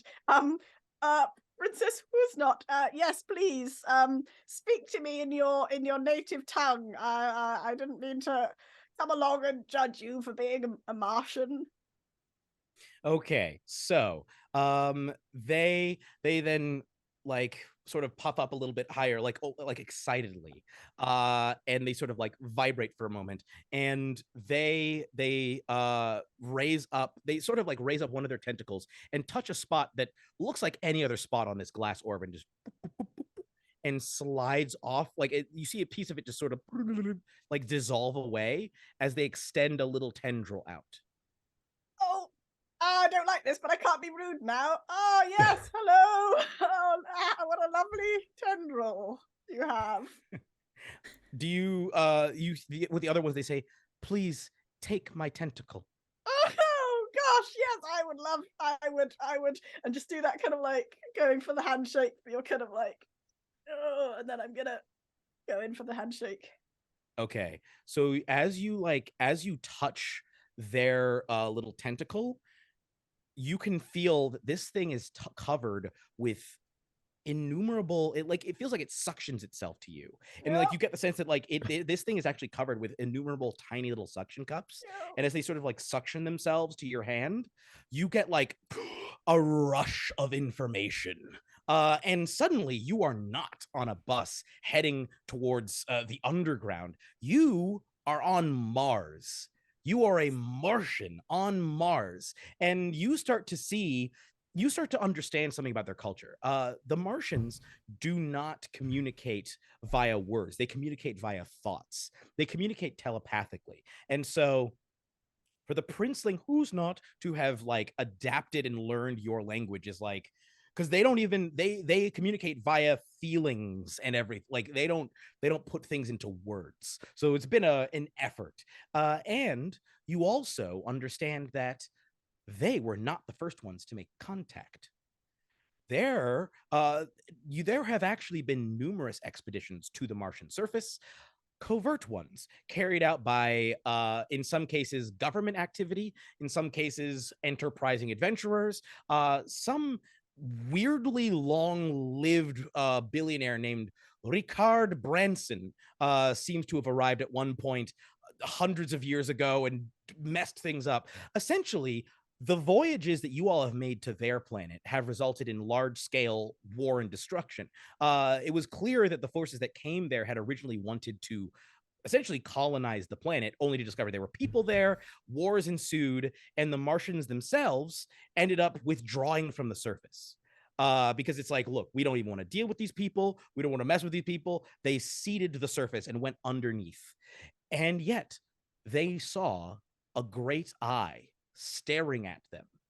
And look, they were never able, though they would have loved to, they were never able really to make friendly contact with these invaders, some of whom fancy themselves adventurers at various points. But they see this eye that's gazing at them, growing ever larger. And the weapons that they meet become ever more sophisticated over the centuries, to the point where they're like, look, we cannot afford for them to like, what if this thing can see through the surface, can see where our cities are, can see where we're living? What if it's a weapon? This isn't safe. And then the great evil occurred, and that's even scarier. There's a giant like sun that was attacking the planet that you fully petrified. And at this point they're like, oh no, maybe that's what the rock is, or maybe that's what the eye is for. And so a plan was hatched to try and destroy the weapons systems that could destroy them before anything else could ever happen. And it was led before anything else terrible could happen to them. And so Princeling Who's Not had led an expedition down, basically a strike force, to try and wipe this thing out. Now, here's the thing. The Martians had cleansed their planet of basically all bacteria that was not explicitly part of like their process of living. And so they did not factor in Earth's microbes and Earth's bacteria when they visited. And so when they arrived and were trying to like, okay, we're having some success, we're doing it, they had not counted on essentially passive chemical warfare by the planet itself against their people, not even against by people, but against the planet itself, against them. And unfortunately, this swept through their ranks so quickly that their strike team was almost entirely wiped out, with the exception of the Princeling Who's Not, who was saved by that strange individual who you all met. And essentially, what the Princeling Who's Not knows is that the Martians' plan was, if none of their people ever made it back, and the weapon system was still there, they were going to attack again with an even bigger force. And unless Princeling Who's Not is able to make contact with them, an even bigger invasion force is coming. And this time, they're not trying to leave anything behind. It's just a scorched earth operation. Uh-oh. I think And that is what you see. Yeah. As you like then are suddenly back staring Yeah. into the big octopus-like eyes, the big cephalopod eyes of Princeling, who's not. Stacey's just put the wheels on the bus go round and round, coming over the speaker. Just thought I'd lighten the mood a bit. I have seen the truth. Sibling David. I think she's gonna like grab him. Sibling David. Victoria. Sibling Victoria. Okay, can you have We the have- conversation near the cab? have- I just Right, one sec. Shuffle. I'm coming. Pull me back. Pull me back. I called to the Princeling. I have seen. Swap hands, Sibling David. Stacey. No. I've seen the truth. We have a new purpose. It was meant to be that you, Sibling David, and I, Sibling Victoria, and you, Stacey, the bus driver, who keeps turning up at the meetings to eat the ham and cheese sandwiches. they're good We- sandwiches when you make them. Yes, I don't put the earth in. I understand why, but it doesn't. yeah, It's not okay. good for a sandwich, David. I'm sorry. I should have told you No. sooner. Great. We have a new purpose. If we do not save this Martian and help them go back to their own planet, the second great alien invasion will come and we shall all be probably quite doomed. Do you understand me? We were But saving you them gonna- anyway, weren't we? That's what we were doing. Oh yes, I was having some secret doubts about that I thought maybe we Oh. weren't, but I didn't want to tell Right, you didn't say I that, thought- so No, I thought maybe you wouldn't approve of that plan, and I thought maybe like we'd have to go behind your back and kill the Martian, and no, but You're we're not not killing the going to do Martian. that. No, I know. I just that's why I didn't tell you. Martian. You see Princeling, who's not. Hold up, please don't kill me. No, Wait, sorry, so- that was They're a Martian. Yes, they're a Martian, but it turns out that well, we're sort of the baddies, and We're the Well, baddies.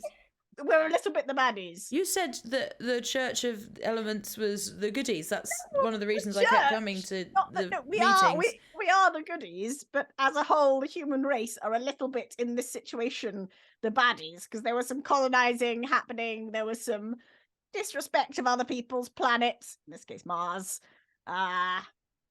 and that's why the Martians tried to attack us. They thought we were sort of coming for them. But Prince Who's Not is going to go back and tell them that no, we are good. They're going to forge friendship between us, and then the time of joy and peace and love and harmony will happen. That's what's been missing. That's why everyone hasn't been all lovey, because of that. There was just this little problem, and once we solve this, everything will be perfect. Sounds quite simplistic, Victoria. We're not living in the time of light and harmony. Yeah, well, Look around, David. David, I'm sorry. I've been in denial, but I'm not sure that we are. What does David think as he's like for the first time confronted with strong suggestions that his entire perception of the world may be wrong?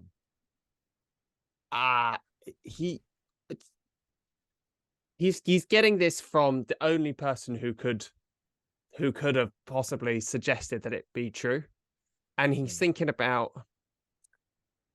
everything that he forsook, all the people he's tried to convince, like all the friends that he's tried to sort of brought in, but have been like, oh well, if it's not your time, then I'll come back, all this, and he sees before him for just a second, an old woman who has told him something that she didn't even believe, and he doesn't even really understand why.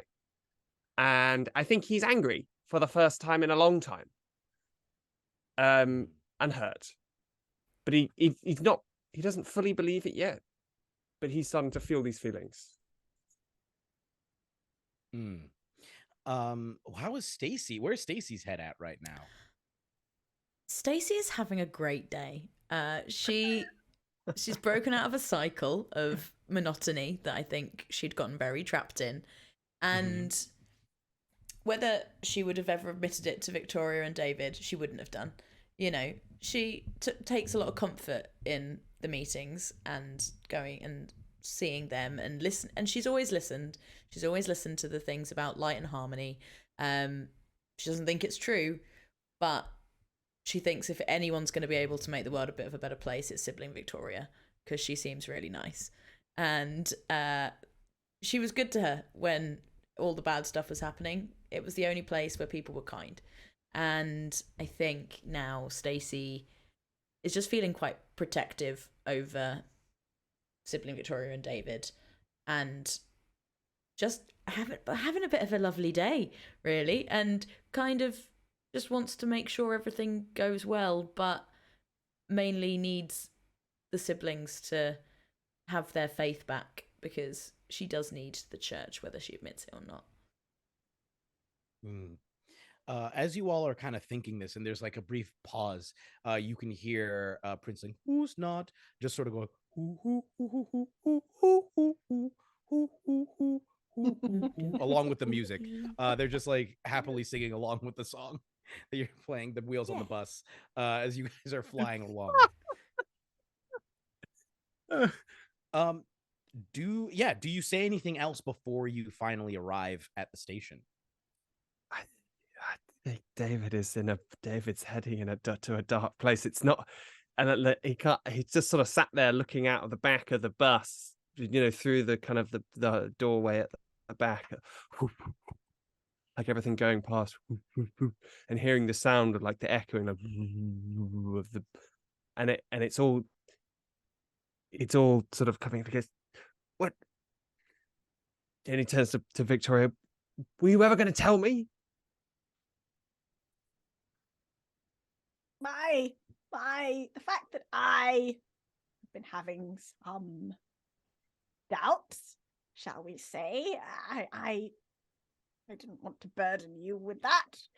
Oh no, you're young. You have so much left to do. How would you ever take on my mantle and keep going if you didn't think it was for anything? But you could tell me the truth. Can I just jump in here? David, I think you're feeling betrayed, maybe a little, by Victoria. And I actually think what Victoria was doing was trying to keep you happy, maybe a white lie. And in the sermon that she did a few months ago, you know, sometimes she said honesty isn't always the best policy because it can hurt people's feelings. And I think maybe... Oh, that was a joke. No, that was true. And also, I just, you know, the whole love and harmony thing, the world's not great, but you two are nice to me. And so that's like love and harmony, right? When we're all together. So maybe it's just, you know, love and harmony if we make it that way. But we have to actually try. It doesn't just naturally happen.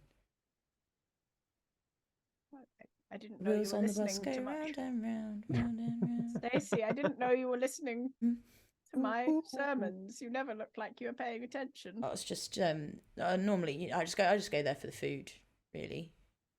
That's what you say, yes. Mm-hmm. Do you give a good sermon? I've been giving sermons that I don't really mean for a while now, and I'm sorry, Sibling David. I haven't been the mentor you needed me to be. I believe you can be the sibling that I need you to be.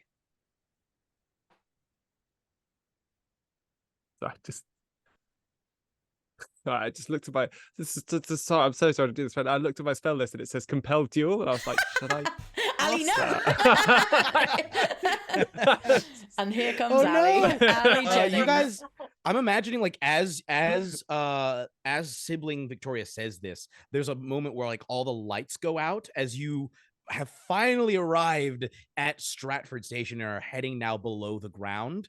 And it's like before the lights on the bus light on, all come on. You hear, please stay calm. Use the lights to find the exits. And there's like lights along the ground of the bus, the floor of the bus. I just, well, whatever. We have to get out first. We'll do this first, and then we're gonna have a long talk. a good long talk. All right, Sibling David. Right. So we're just checking. We're getting the tube. Get the We tube. are Yeah, on we're the leaving the tube? bus here, getting the tube. Stratford to Or are we driving the tube line? We're What's the driving the bus subtlest? through the tube. At one point, the plan was to drive the bus through the That's- tube line, it seemed, but I'm you happy also to do can just whichever. exit the bus and get on the Let's tube. just Get get on on the the tube. Let's just get on the tube. It feels easier, and I don't want my bus to get ruined, so I'll just leave. I'll park my bus and. Subtly. Can we carry Prince Who's Not subtly, please? Just subtly, Stacey. Sure, just holding it. Just Rips a cover off one of the seats and puts like the seat cover over. As we're walking, I think Sibling Victoria is quite kind of energized.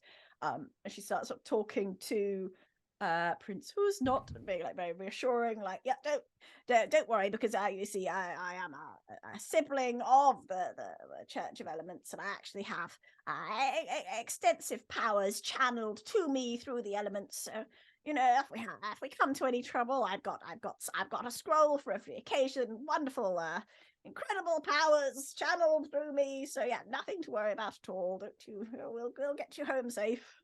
I'm just kind of, They seem like jubilated. they're like riveted, like they're like staring, like, ooh, and they hold up like, fascinating. I have only the utmost faith in your abilities, as they just hold up spelling that out as you, which is difficult to see, honestly, in the darkness. But yeah, it is like, as you've entered, I imagine you've like exited the bus in sort of like it's sort of like one of the various entrances to the underground that is like, you have to like spelunk down in order to get in, and so it's still very dark, and you can see like the tracks nearby, but the air down here is just very like, I'm not like, it's just weirdly wet. I think it's weirdly wet. That's the best way to Oh describe it. no, that's never a good way to describe something. Yeah, and you're not sure why, but you know it's been wet for a long time, for too long, really. And so I want to sniff. I just want to sniff. Am I getting anything apart from wet? Am I getting like living stuff? What am I getting? Yeah, there are animals that live down here. There's like rats and stuff, and there are stories of like mutated cats and other animals that have escaped into the underground, have just like adapted to be fully subterranean. Am I getting any of that? Are they nearby? Yeah, like as you're looking around, you will say you use like your divine sense, and you can see like a rat with huge eyes just looking out at you. It's like like a good 3-stone rat, just staring at you all with these gigantic eyes that are reflecting what little light. They're almost like there's a little bit of like a bioluminescent glow from these eyes. Very cool. That's watching Do I get you a all. strong good or evil like presence of it? This rat did not choose to be the way it is, but it should not be.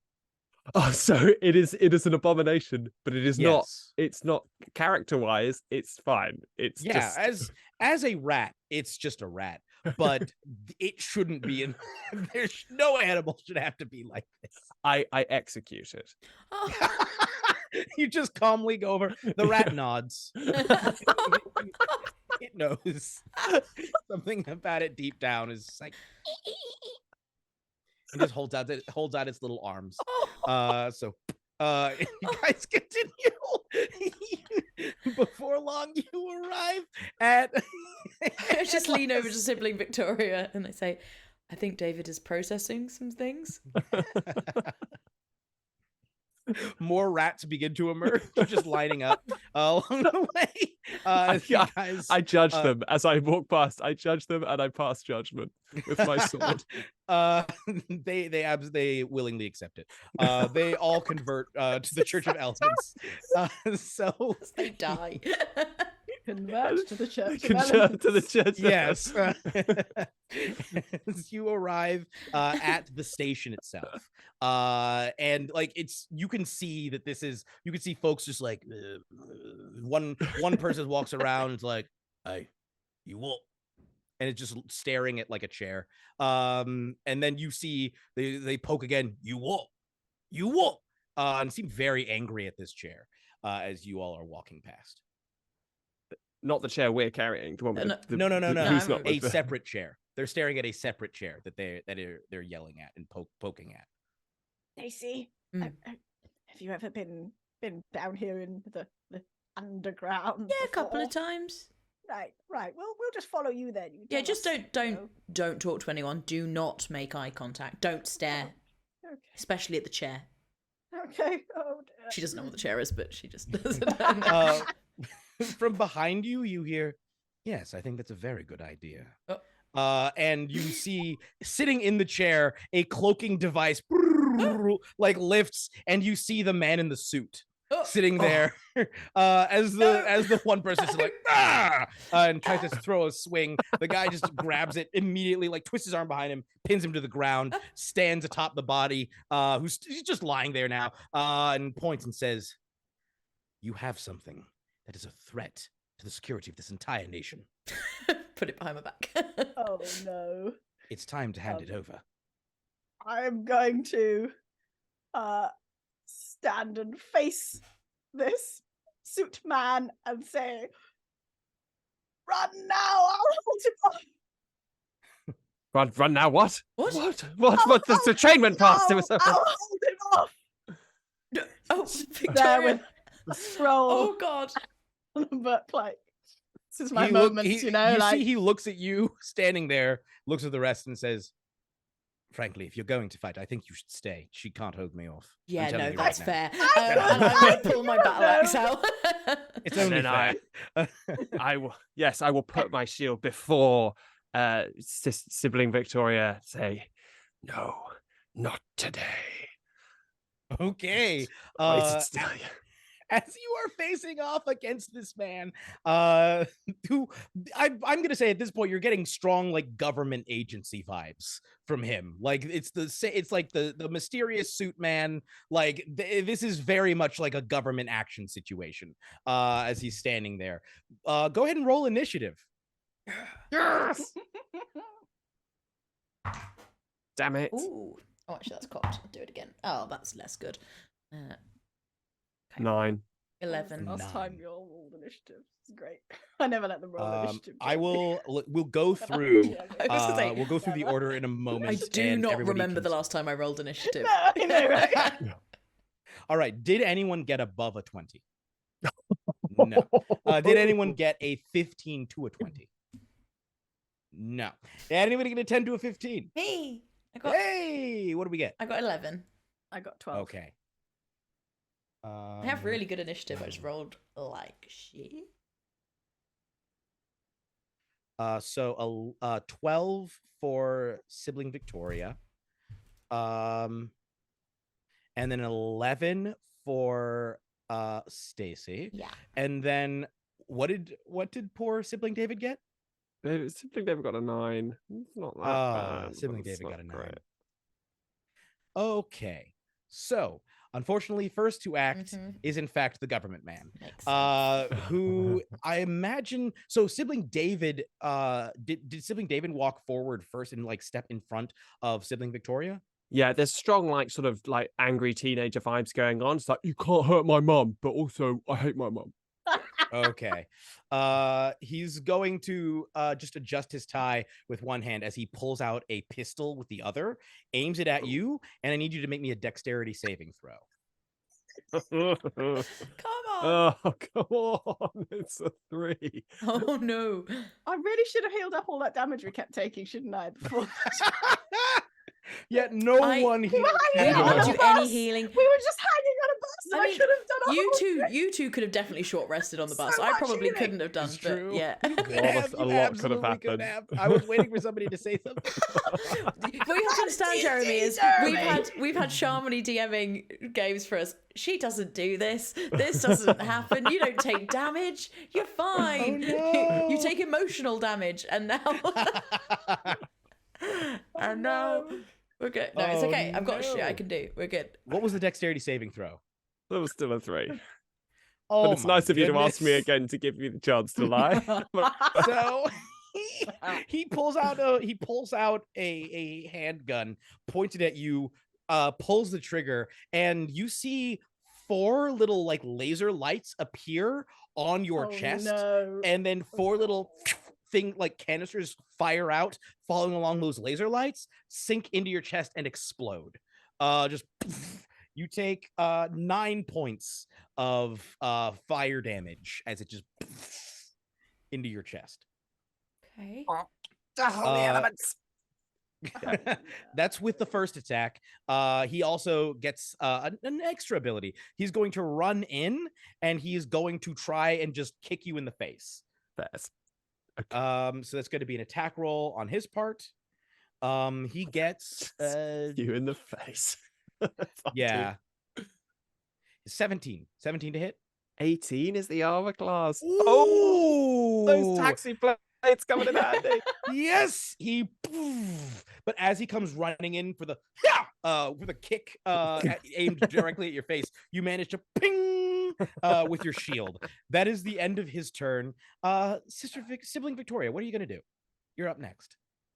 I'm gonna do some belated healing, I think.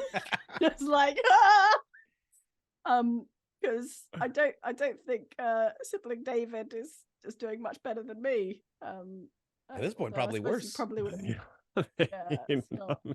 Oh no. I'm gonna try and.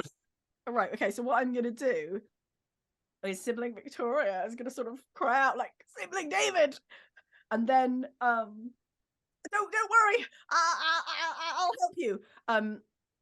Put one hand on David and put the other hand is like gonna go for a scroll, and then just sort of like there's no time. Like put the scroll down, close her eyes, and try to remember how to cast the damn spell without a damn scroll. She's beginning to believe.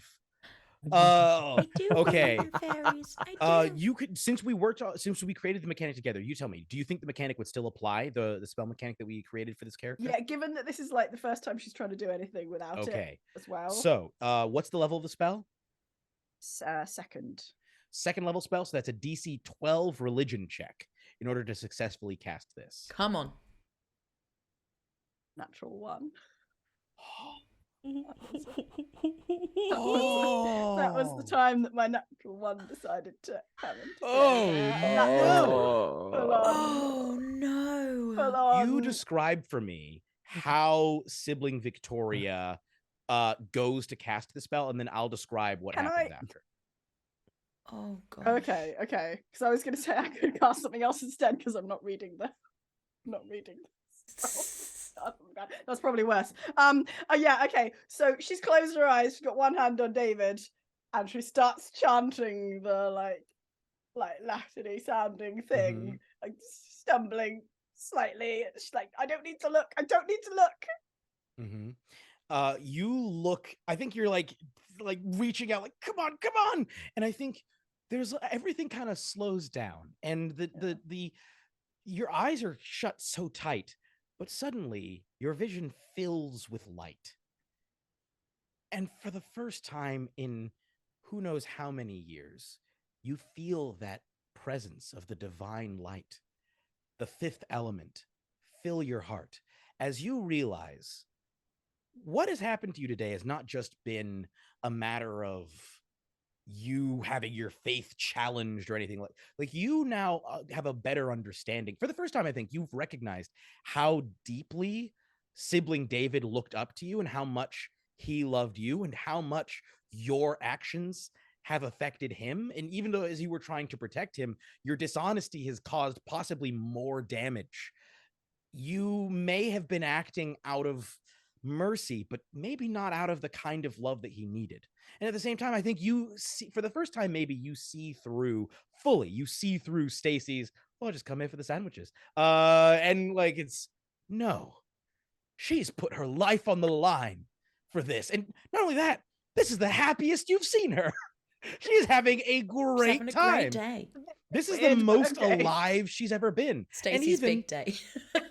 Yes, Stacey's big day. And I think you also get a sense of that one woman who was in the vessel, the woman who turned into light, and the fact that she was willing to lay her life on the line for this alien, and the princeling has been so gracious and apologetic and trying to connect with you all. I think the profound sense of love overwhelms you, and you're just like, I'm gonna say that you lose this turn, but the next time that you try to cast a spell, you will roll with advantage. Thank you, Jeremy. And that's going to be the end of your turn. It is now Stacey's turn. Yes. Okay, I'm going to. You said there was someone else in the tunnel who was shouting. Yes, there at was the a chair. there was a person who was just sort of yelling, who then just got thrown to the ground. Great. I'm gonna like put the princeling on the floor and push it to them and go, look after that, and then pull out my battle axe. And run at the guy in the suit. And This is a TFL issue battle axe. TFL issue battle axe. And Excellent. I get 2 attacks because level. Yeah, 5. go for it. First one is it's a 7, not a 1. Thank fuck. 14 to hit. 14 does not hit. Yeah, no, didn't think it would. Oh, that's a 10. So that's great. Yeah, fully. Are missed. you rolling? Are you attacking recklessly, or are you just attacking? I don't think I have reckless attack here. You have a reckless attack. If you're a 5th level barbarian, I'm a barbarians get the second level. fighter. Oh, you're a fighter. Never mind. Yeah. Oh, well, I retract that. Cool. Yeah. No. So that is that. I mean, cool. What I will do though is I will use my bonus action to do second wind, and I will do a rallying cry with that, which is my archetype special thing. So when I use my second wind, I can choose up to 3 allies that can see or hear me within 60 feet to regain 5 HP. So everyone gets 5 HP, and I get you should get 5 HP, cool. And I get quite good. I get where is it? Sorry, I've never played this before. +5. I get 11 back. I literally go back up to full. Amazing! Perfect. So I didn't hit at all, but let's go swing. Sorry, I have not used this for a really long time. And then I guess almost like not a divine light, but like you suddenly see Stacey in her element way, fully missing, but still just having the best time, and it sort of imbues you with this. Oh, maybe I feel a little bit better. But yeah, fully missed twice. Well done. I think the pair of you even see almost as if like the spirit has come upon Stacey. You see the form of the 5th element herself, Lilu, as if like her divine light has empowered Stacey in this moment to just wash out and heal your wounds.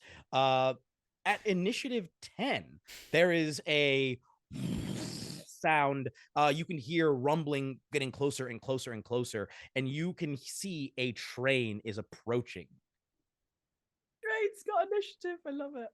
Yes. That is then going to, it's not quite here, but it's almost here. That is then going to be David's turn. David, what are you doing? Come on, David. Okay, wait. It's in terms of where people are, right? The train. How is the monk, the man who has a sort of like acrobatical kind of vibe going on, and a suit, is he nearer the tracks than me? I'm imagining that you are fighting sort of like parallel to the tracks, like you're equidistant. The pair of you are just okay. So also key question: are we on the Jubilee line where all the tracks have separate? Yeah, really key question. Because that's Stratford, isn't it? Oh yeah, we're gonna have to go through the damn doors. Long ago were stolen to be used as like shields in a war, like a turf war. So there are no shields anymore. I think okay. I'm gonna just jump this dude and like I'm gonna grapple. Hey! Okay. How far away? Make an athletics check, and he's going to oppose that.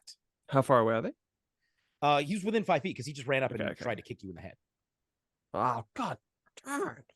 That is like shit. These rolls are horrible. I don't know if I've rolled above a 10.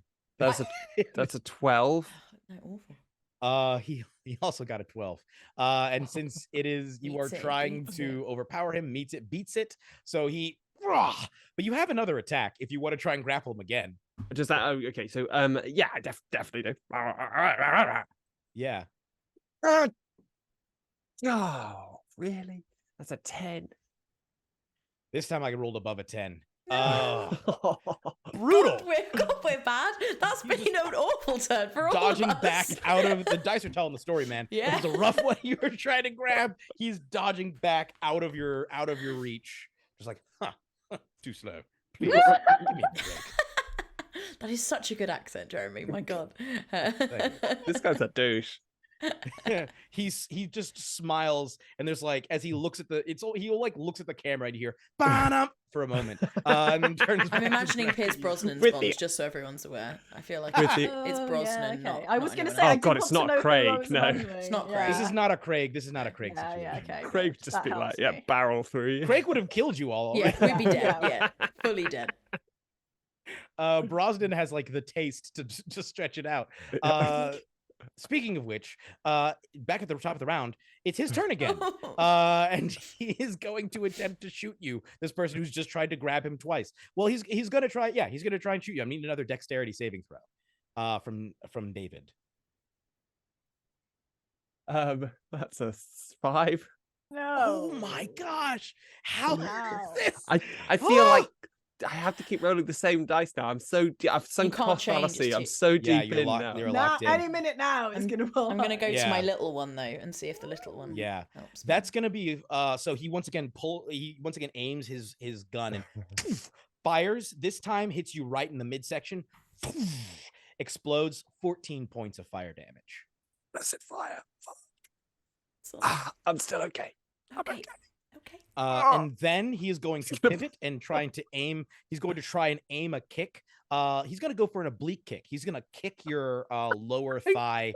And he's going for the oblique kick against Stacey, Go for it. trying to disable you. As a You reaction, rolled a natural 5. That's not going to do it. I do nothing. No Yeah, need. you could have imposed disadvantage. It is not necessary. He tries and no. He basically just misses and stamps and just goes. He slides off the jacket. Yeah, The, and like, takes off the jacket, striped begins jacket. unbuttoning his shirt and rolling up his sleeves. He's getting serious now. Oh. That is then going to be Sibling Victoria's turn. Come on. Oh boy. This man is untouched. I just realized he's not taking any We haven't damage. done anything. Oh, It's okay. Just you wait till I hit. this round. This is This where it's round. coming in. 2 attacks. It's gonna happen. Thank God for your healing shout, whatever it was. I mean, Rallying Oh. Cry. It's cool. I never played Dragon Knight before, but it seemed quite Whoa, simple. yeah. And it's really cool. No, I've never played with somebody who has played because it's a Purple Dragon. Knight, Purple right? Dragon Knight. Yeah, and that's Yeah. the only real. That's the only real thing it comes with. But I'd never done it before, and I was like, oh, I'll try Yeah. it out. And that is cool. The healing. It's like is the cool. only good ability it has. Yeah. I mean, at level 5, you don't get much from them anyway. But I probably Yeah. should have taken Battle Master, but I don't know enough about maneuvers to do it. And the maneuvers are awesome. and I was building a Yeah. character like 2 hours before we started, and I was like, this one seems simple. Yeah. Spent Stacey, the whole what are we time doing? shipping people. Oh, is it me? Me. Sorry. No, Or no. not Stacey, sorry. Victoria. Right. Sibling I Victoria. saw Shamini's hair, and for some reason that wig reads to me as a Stacey wig. It kind of I is. don't know It's why. a powerful wig. I really like it. Yeah. For people maybe listening on the podcast as well, Shamini is in full correct colours. She's got like the orange and the white on, right? and it's very good. Mhm. It's Thank very, you for very good. appreciating And a that. This is blue my- hair wig that is Yeah. very distinctively styled. Yes. Yeah. Yeah. And also my element makeup. See. Oh, Yes. very good. Oh, that's very cool. I didn't Okay. do anything like that. Right. Sibling Victoria has sort of like fallen over slightly as like David's moved. And sort of sees like David in need. It's a bad idea. But tactically, if you said I have advantage on the next throw, right? I've got extra power. I don't really have anything that needs advantage. Could I turn that into a disadvantage on a saving throw for Mr. MI8? Okay. I'm okay with that. Yeah. In which case, I'm going to cast Kind DM, thank you. blindness, deafness at 2nd level Ooh, all right. And disadvantage on the save. What does Yeah. what save is it? Is con save? Con, yeah. Okay. And what number does he have to hit?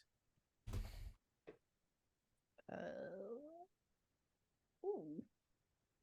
I'm multi-classing. I think 14. Okay, a DC 14. Yeah. Alrighty. So his con saves, he is not proficient in con saves. He has a +2, so he needs to get a below a 12 in order to fail this. Describe for me what it looks like when you cast this spell. Okay, so this is the first time that Sibling Victoria is really like, I do this. I've been studying. She literally takes the scroll out and just throws it away behind her. It's gone. Just blows off into the tunnel. She's gonna hold a holy symbol and put a hand out and start chanting solemnly. Sort of angrily. And you all watch as the holy symbol begins to glow with that divine light. And it's almost as if you hear the dulcet tones of Ian Holm chanting along with, Cornelius, Father Cornelius, chanting along with Sibling Victoria as this emanates out. And this, you watch as this government man suddenly, are you trying to, is it both blindness and deafness, or do you pick no, one? just blind. Okay, blindness. You see as suddenly he goes, wait, what's wrong? Why can't I see myself? Oh no. Starts to look around, pulls out like a hand mirror. What? What's going on? Begins to like fumble around wildly, like, this is very improper. This is not becoming at all. Just begins firing the gun wildly into the air. Just shooting, basically just shooting the walls and ceiling. Take that and that, and throwing karate kicks like at random. Fully karate kicks through like a random subway seating or an underground seating. Ha! There you go. And throws an elbow into the walls. Cannot see you at all. At initiative 10, before it arrives, Stacey, is there anything you wanted to do? Because he is now, he's lost the plot, I'm afraid. If I attack, does he lose the blindness? Is it one of those spells? No. I don't think so. I think it maintains. I think he has to make the save again. End of his turn, he commits. Okay, great. So in which case, what instead I will do is, can I hold my action to shove him, maybe in front of a train, and say, David, get on the floor. And I want to insinuate that we do the thing where you get on your knees and I push him and he trips over and falls. Yeah. I'm just gonna make on the floor. I'm gonna make That's an insight ambiguous. check. Yeah, I would. Yeah. David, get on the floor. Oh, it's the best roll of the night. David just starts dancing. Yeah. It's like, no. No, this is a 17. I get it. This has been done to me enough times. Oh, Nice. that's precious. Time You for can payback. absolutely hop in position to tabletop this man. Yeah. That's exactly what I want to do. We'll say that this gives you advantage on your attack. Okay. Initiative 10, the train is coming. You can you go ahead and make your attack roll, Stacey. Okay. With advantage. Yes, you have And advantage. This is not opposed. This is, I think, an attack roll, I believe. I think with a shove attack, I think you just have to hit their AC. You use my my normal proficiency and strength, or yeah. Okay, with advantage, that is a 22. Okay, let me just make sure that he does no save. What I've added there is I rolled a 15, and then I've added my strength, which is 4, and my proficiency, which is 3. Mm-hmm. I think that's right, but I don't know. Let's see here. Where are the shove rules? You know what? I'm gonna go ahead and say that's because I can't find the shove. It was a rules. 15 on the dice either way, so it's yeah. I'm just gonna go ahead and say that you hit his AC. His AC is not nowhere near that, and you shove him in the path of the train. Just as he like strikes a pose with the gun out, almost as if you're looking down a barrel. And he's like, "You'll never stop me." Not while my name's pushed We never found out. by the train. Disappears from view. Actual opening of like the thing, but the train gets him from the side. It's looking awesome. Yeah, just disappears from view. He appears to be no more. The train roars to a stop. The doors open. Please mind the and gap between the train. Sitting and the platform. on the train is a familiar face. She said she'd You be back. see the woman sitting there Yeah. just casually. You see that she's eating an English muffin with some butter on it, and she's got on a little plate next to her, she's got a scone, and she's reading a paper, just sitting there, legs crossed. What paper is it? Ooh, that's a good Jeremy. question. I feel like Oh, she's a Guardian reader. Okay. you called it right. It's could have gone Yeah. a different You way. did a good call. No, Made a good call no. She's reading the Daily Mail. No, there. End stream. Goodbye, everyone. Thank you. She's absolutely reading the Guardian. As she's sitting there, she looks up and says, "Oh, hello," and goes back to her paper. Pick up the Prince link and I give You the step on. Says she nods. She's, "Oh, sorry. Do you need the seats?" It scoots over. It appears that she doesn't even know who you are. As you guys are getting onto this, as you guys are getting onto the train, she just sort of nods and says, You're alive. It's a miracle. I thought you were dead. "I'm sorry. Have we It's met a before?" miracle. Yes, you're dying. Oh, you must help us. Oh, I'll be back. we tried to save you. What happened? We tried to do first aid, but the kit's in the kitchen, and the kitchen. My hands, I put them on you. Yes, I'm afraid we may not be on quite the same page. What did you say you met me before or Yes. Yes. after? Yes. What did I say when you met me? You told us to save the princeling, you said. You must save the princeling. A great roll a gaze history that check. pierces the sky. Yes, Ask for the roll a history check, 'cause there's concierge. w- Are you the concierge? that was the last thing. That was the what I was gonna say. concierge! She says, Well, Don't "Oh, say the that's me. that's me. Oh, that's you. You Oh, hello. Oh, so I told you. Oh, don't tell me any more about what you saw. Where do we need to go? the Waterloo. London Eye. Oh, okay. Fill me in on the way. She immediately starts to says, well, "Does anybody want the scone?" do you know what this is? I buttered the I'm afraid scones. not. No. Have you clue. put the jam or the cream on first? I put the dirt on first. No, David! Just knock the scone out of his hand. She just smiles and she says, "First an illusion," and Oh, just no. hands it over. I don't agree with that. She says, "Fill me in on the way." And as I guess you're traveling, I guess you could explain Yeah. the situation.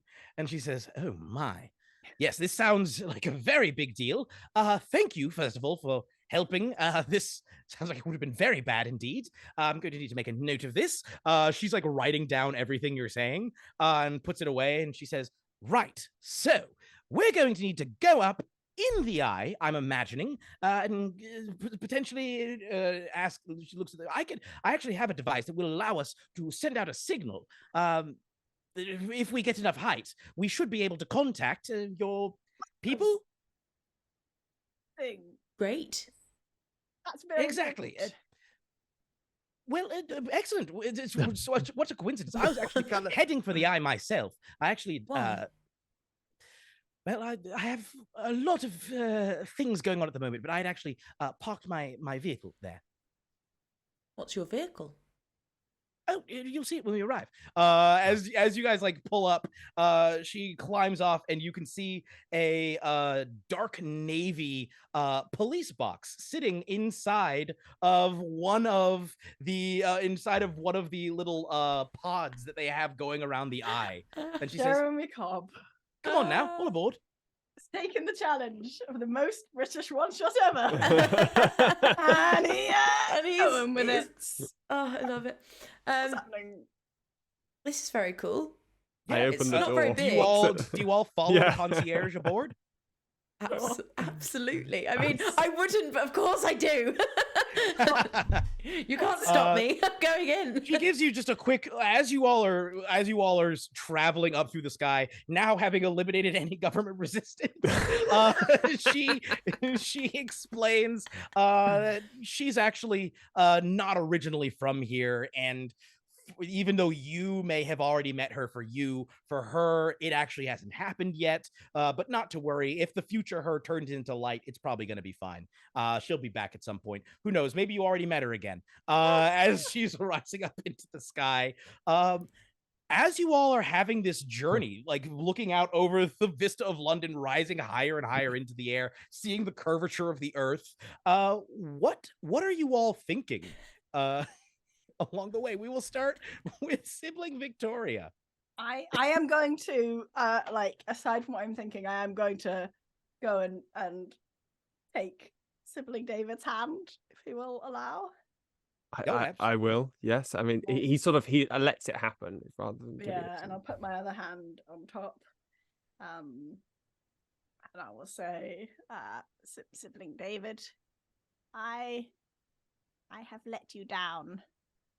You are very special, and I think you shall do far greater than me. And I think I chose the right person to take over from me when I'm gone. And I'm going to cast Cure Wounds at 3rd level as I'm saying that. Oh, that's really sweet. Yeah. Sibling David, how do you feel at hearing this and at receiving this outpouring of I think genuine affection and love Action from and your mentor? 16 hit points. And 16 hit Hey-oh. points. And 16 That's the main bit. Yeah, the key. I think Sibling David, he feels. Well, the first thing that happens is that he feels.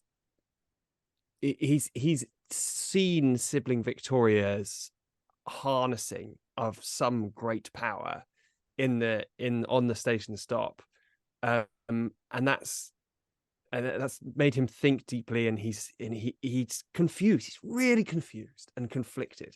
Like, whereas before things were clear and solid, and he knew what was going on. Now it's like a veil has been ripped away, and he sees that the world is a big, confusing, difficult place, and that there's black and white, and that it doesn't fall easily into either those two categories. But someone who he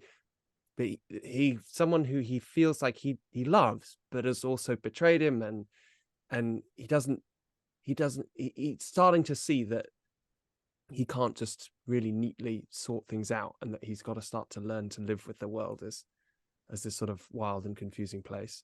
But as Sibling Victoria holds his hand, he holds back and just rests in that moment. Beautiful.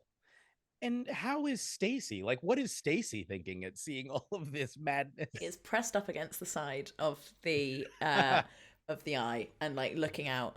And are they in the blue box? Are they in the TARDIS, or are they outside the TARDIS? Do we go in, or do we go out? You can, like, the police box was sitting inside of one of the London Eye pods. I see. So you can either have gone into it or be hanging out like in the pod itself. I think she is literally running between the two. Like, she's going, looking out and being like, this is so cool. Then running back inside and being like, I don't understand. And like doing laps around it. Why is it so big in here? It's bigger on the inside, like screaming it.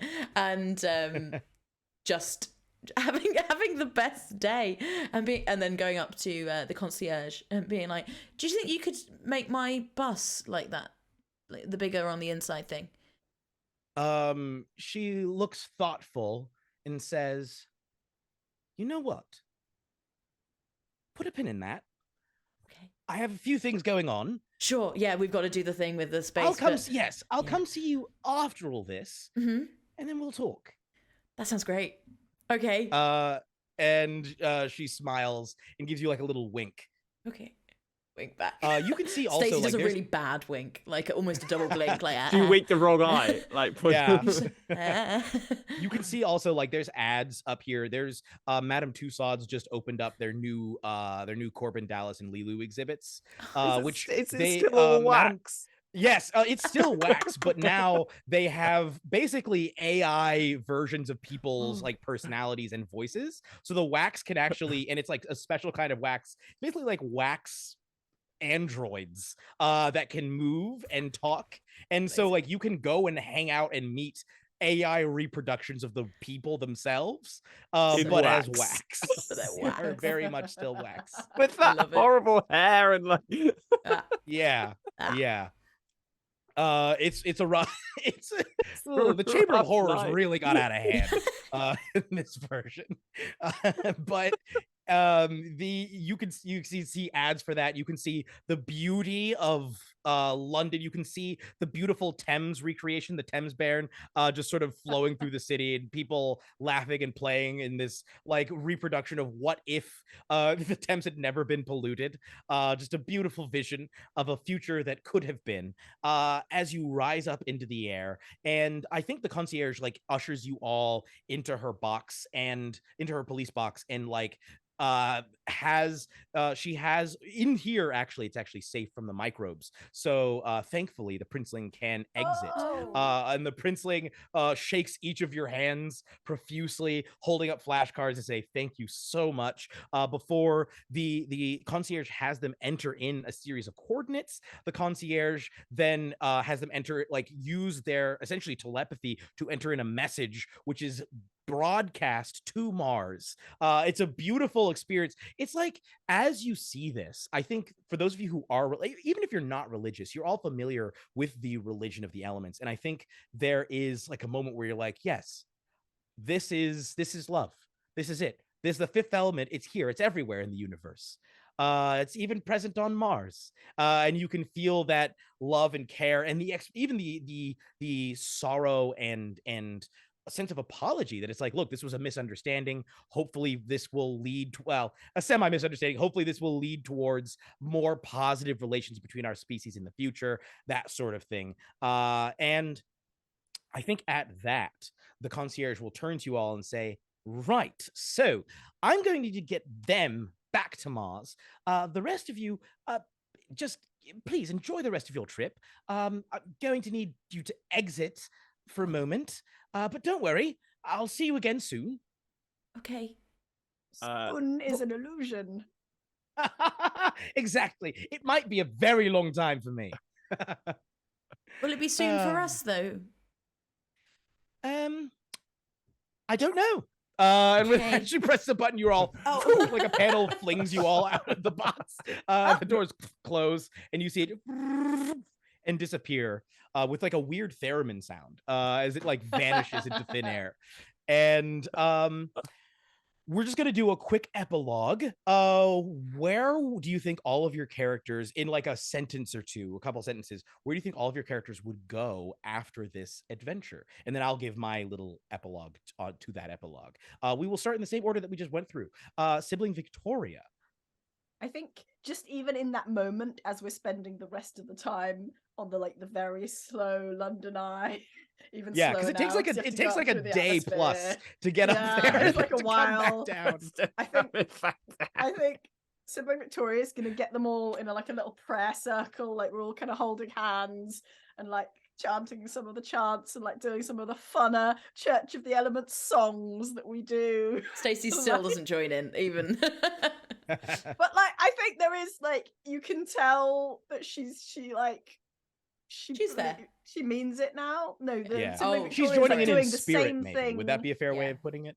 Yeah. Sibling Victoria is doing the same things that maybe we've done in some of our like weekly meetings, but never really felt it before. And now she's like really feeling it, and just like it's like a true believer reborn, and enthusiastically singing and chanting on our long, slow journey. Oh no, you can't get off that thing. It's like, oh, we should have. Oh no. Did anyone bring snacks? I'd take a No. dirty sandwich at the moment, to be honest. I would There never are take a actually, yeah, dirty they do sandwich. come fully supplied with Oh, snacks. good. A Oh, good. whole array of sandwiches. Oh, Leave them alone. excellent. And really small David. bottles of water. Yes, Tiny. really small. Yeah. And they'll have like seals on them. Like you get the sense by opening this it's like gonna cost you more money. Somehow.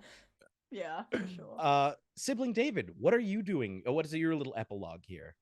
I think also after that I think Sibling David and Sibling Victoria, if you'll allow, they go on, they stay close, but it's more of a kind of sibling relationship rather than a kind of mentor relationship.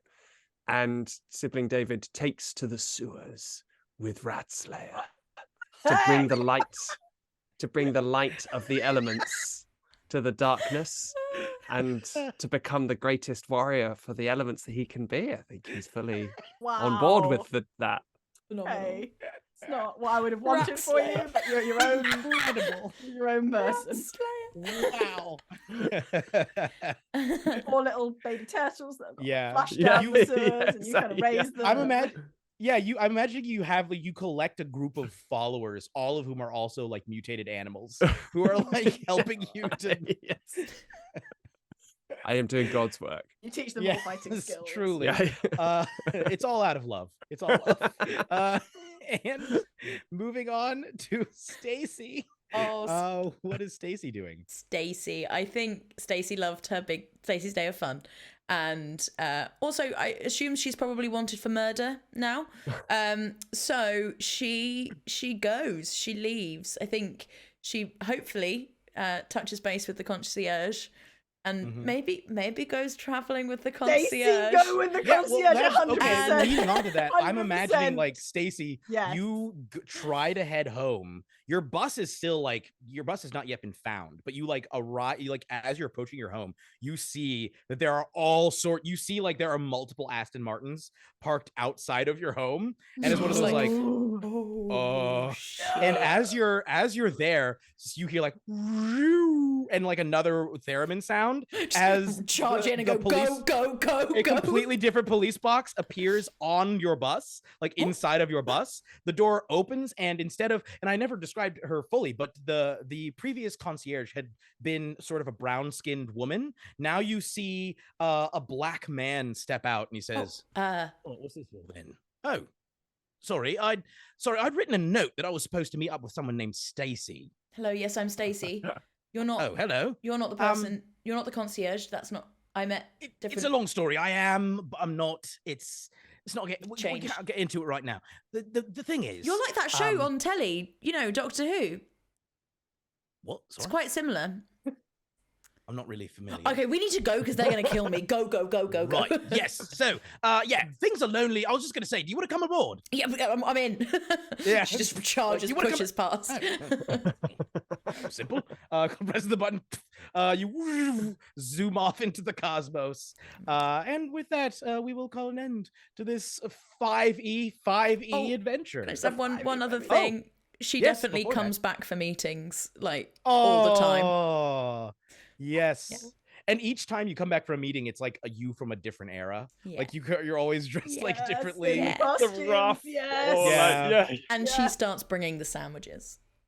Oh, That's very kind of you. yes. I appreciate that quite a lot. I'm super in favor of this. Yes. And with that, as you all enjoy some chronal sandwiches, that is where we will end this 5e adventure. That had everything. That was just a nice little That bow. had everything. It did. It had all the London things you could possibly want. Oh, that was so good. What a perfect Right. little story. That was so great, Jeremy. Thank you. Oh, Thank my you. goodness. You guys were so much fun to play with. This was a blast. We just have to do Oh, it's so Stacey and the good. concierge now. That's The just whole we have to do that spin-off every time. Yeah. series, I feel so fulfilled. I don't know what to do. I don't think I quite realised how much there is a part of my soul that is just so desperate to be in a TARDIS. and like go on adventures until you were like, there's a TARDIS, and I was like, oh. I was like, Stacey's doing it, she's going. So I don't care what's happening. if you'd rolled higher on perception when you first climbed in there, you might have realized, like, you could have figured out, like, oh, this is huge, way bigger on the inside. Wait, because that was the TARDIS that crashed. Yeah, the previous TARDIS got destroyed. That was like when you climbed in, the gravity was all weird and it was way bigger. Like your feet weren't touching the ground.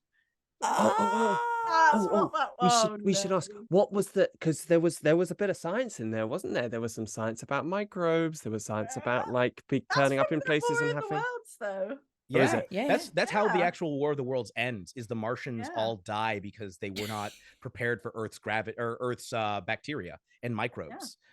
Amazing. Basically, it's they come into an environment that they were not prepared for and just get sick and die. Phenomenal. Cold. Yeah. Phenomenal. Amazing. Yeah. So yeah, James Bond shot down the TARDIS. I didn't even. I can't believe, like, even after all of the James Bond and the other London things, we didn't see the Doctor Who bit coming. No. It was like so. Like, I was there like, James Bond, awesome, how great, this is fun. And then I was like, oh wait, shit. And, just loving all the London Underground stuff. I mean, that's a really strong TFL thing going through the whole thing. It was so good. And the London Eye as well. This episode's sponsored by TFL. Oyster Pass. See it, say it, sort it. We never said sorted. Sort it. I completely forgot. I was gonna have there be like an old hologram that was still repeating like, say it, see it, see it. Oh God! See it, say it, and you never get to the sorted. It just always annoys me that it's not sorted, and it's sorted. Right? Like what? You literally have a format, and you've gone sorted. Oh, sad. Yeah. So, The Fifth Element is a good film, and we've all been remembering how much of a good film it is. And I was just thinking, like, if only there was some kind of audio way that we could hear cool people talk about the Fifth Element. Great idea. Yes. I was wondering that as well. Me too. Fun format with sound effects. You know, I'm going to hop aboard that segue and drive it all the way over to my podcast. The Quantum Reactor. It is currently a bi-monthly podcast released every other Tuesday. It is a science fiction movie review podcast that I do with my friend Andrew Coons. We basically talk through different sci-fi movies. The premise is that we're on board a space station that is located at the event horizon of a black hole, like just outside the edge of the event horizon. And we're doing we're carrying out research that involves us discussing different films. Every episode, when we start to get to the spoiler part of the movie, we talk for a bit about like our general thoughts on a film, and then once the spoiler radiation starts to get too powerful, our spoilerometer goes off. We have to enter the spoiler chamber. So if you haven't seen a particular movie that we're talking about, you can just listen up to the point at which we enter the spoiler chamber. That's and so then good. Once we're in there, we talk about our thoughts on the film in depth. At the very end of the episode, we will award it. We will go up to the flux quark capacitor, which will tell us how many. We will each see a certain number of quarks that we will then award a certain number of those quarks to the film. So I think it'll be like we see 18 quarks, we award 16 of them to the movie. That's our rating system for how good a film is. And yeah, we've covered Sunshine, Everything Everywhere All at Once. In fact, we've done 2 episodes of that. We did one where it's a straightforward review, and another where we brought on our friend Connie Chong, who's an incredible TTRPG creator, to talk about the queer and Asian American themes of the film. It was really great episode. Follow up to our original Everything Everywhere All at Once. We've done The Terminator, so we actually have done one from the 80s.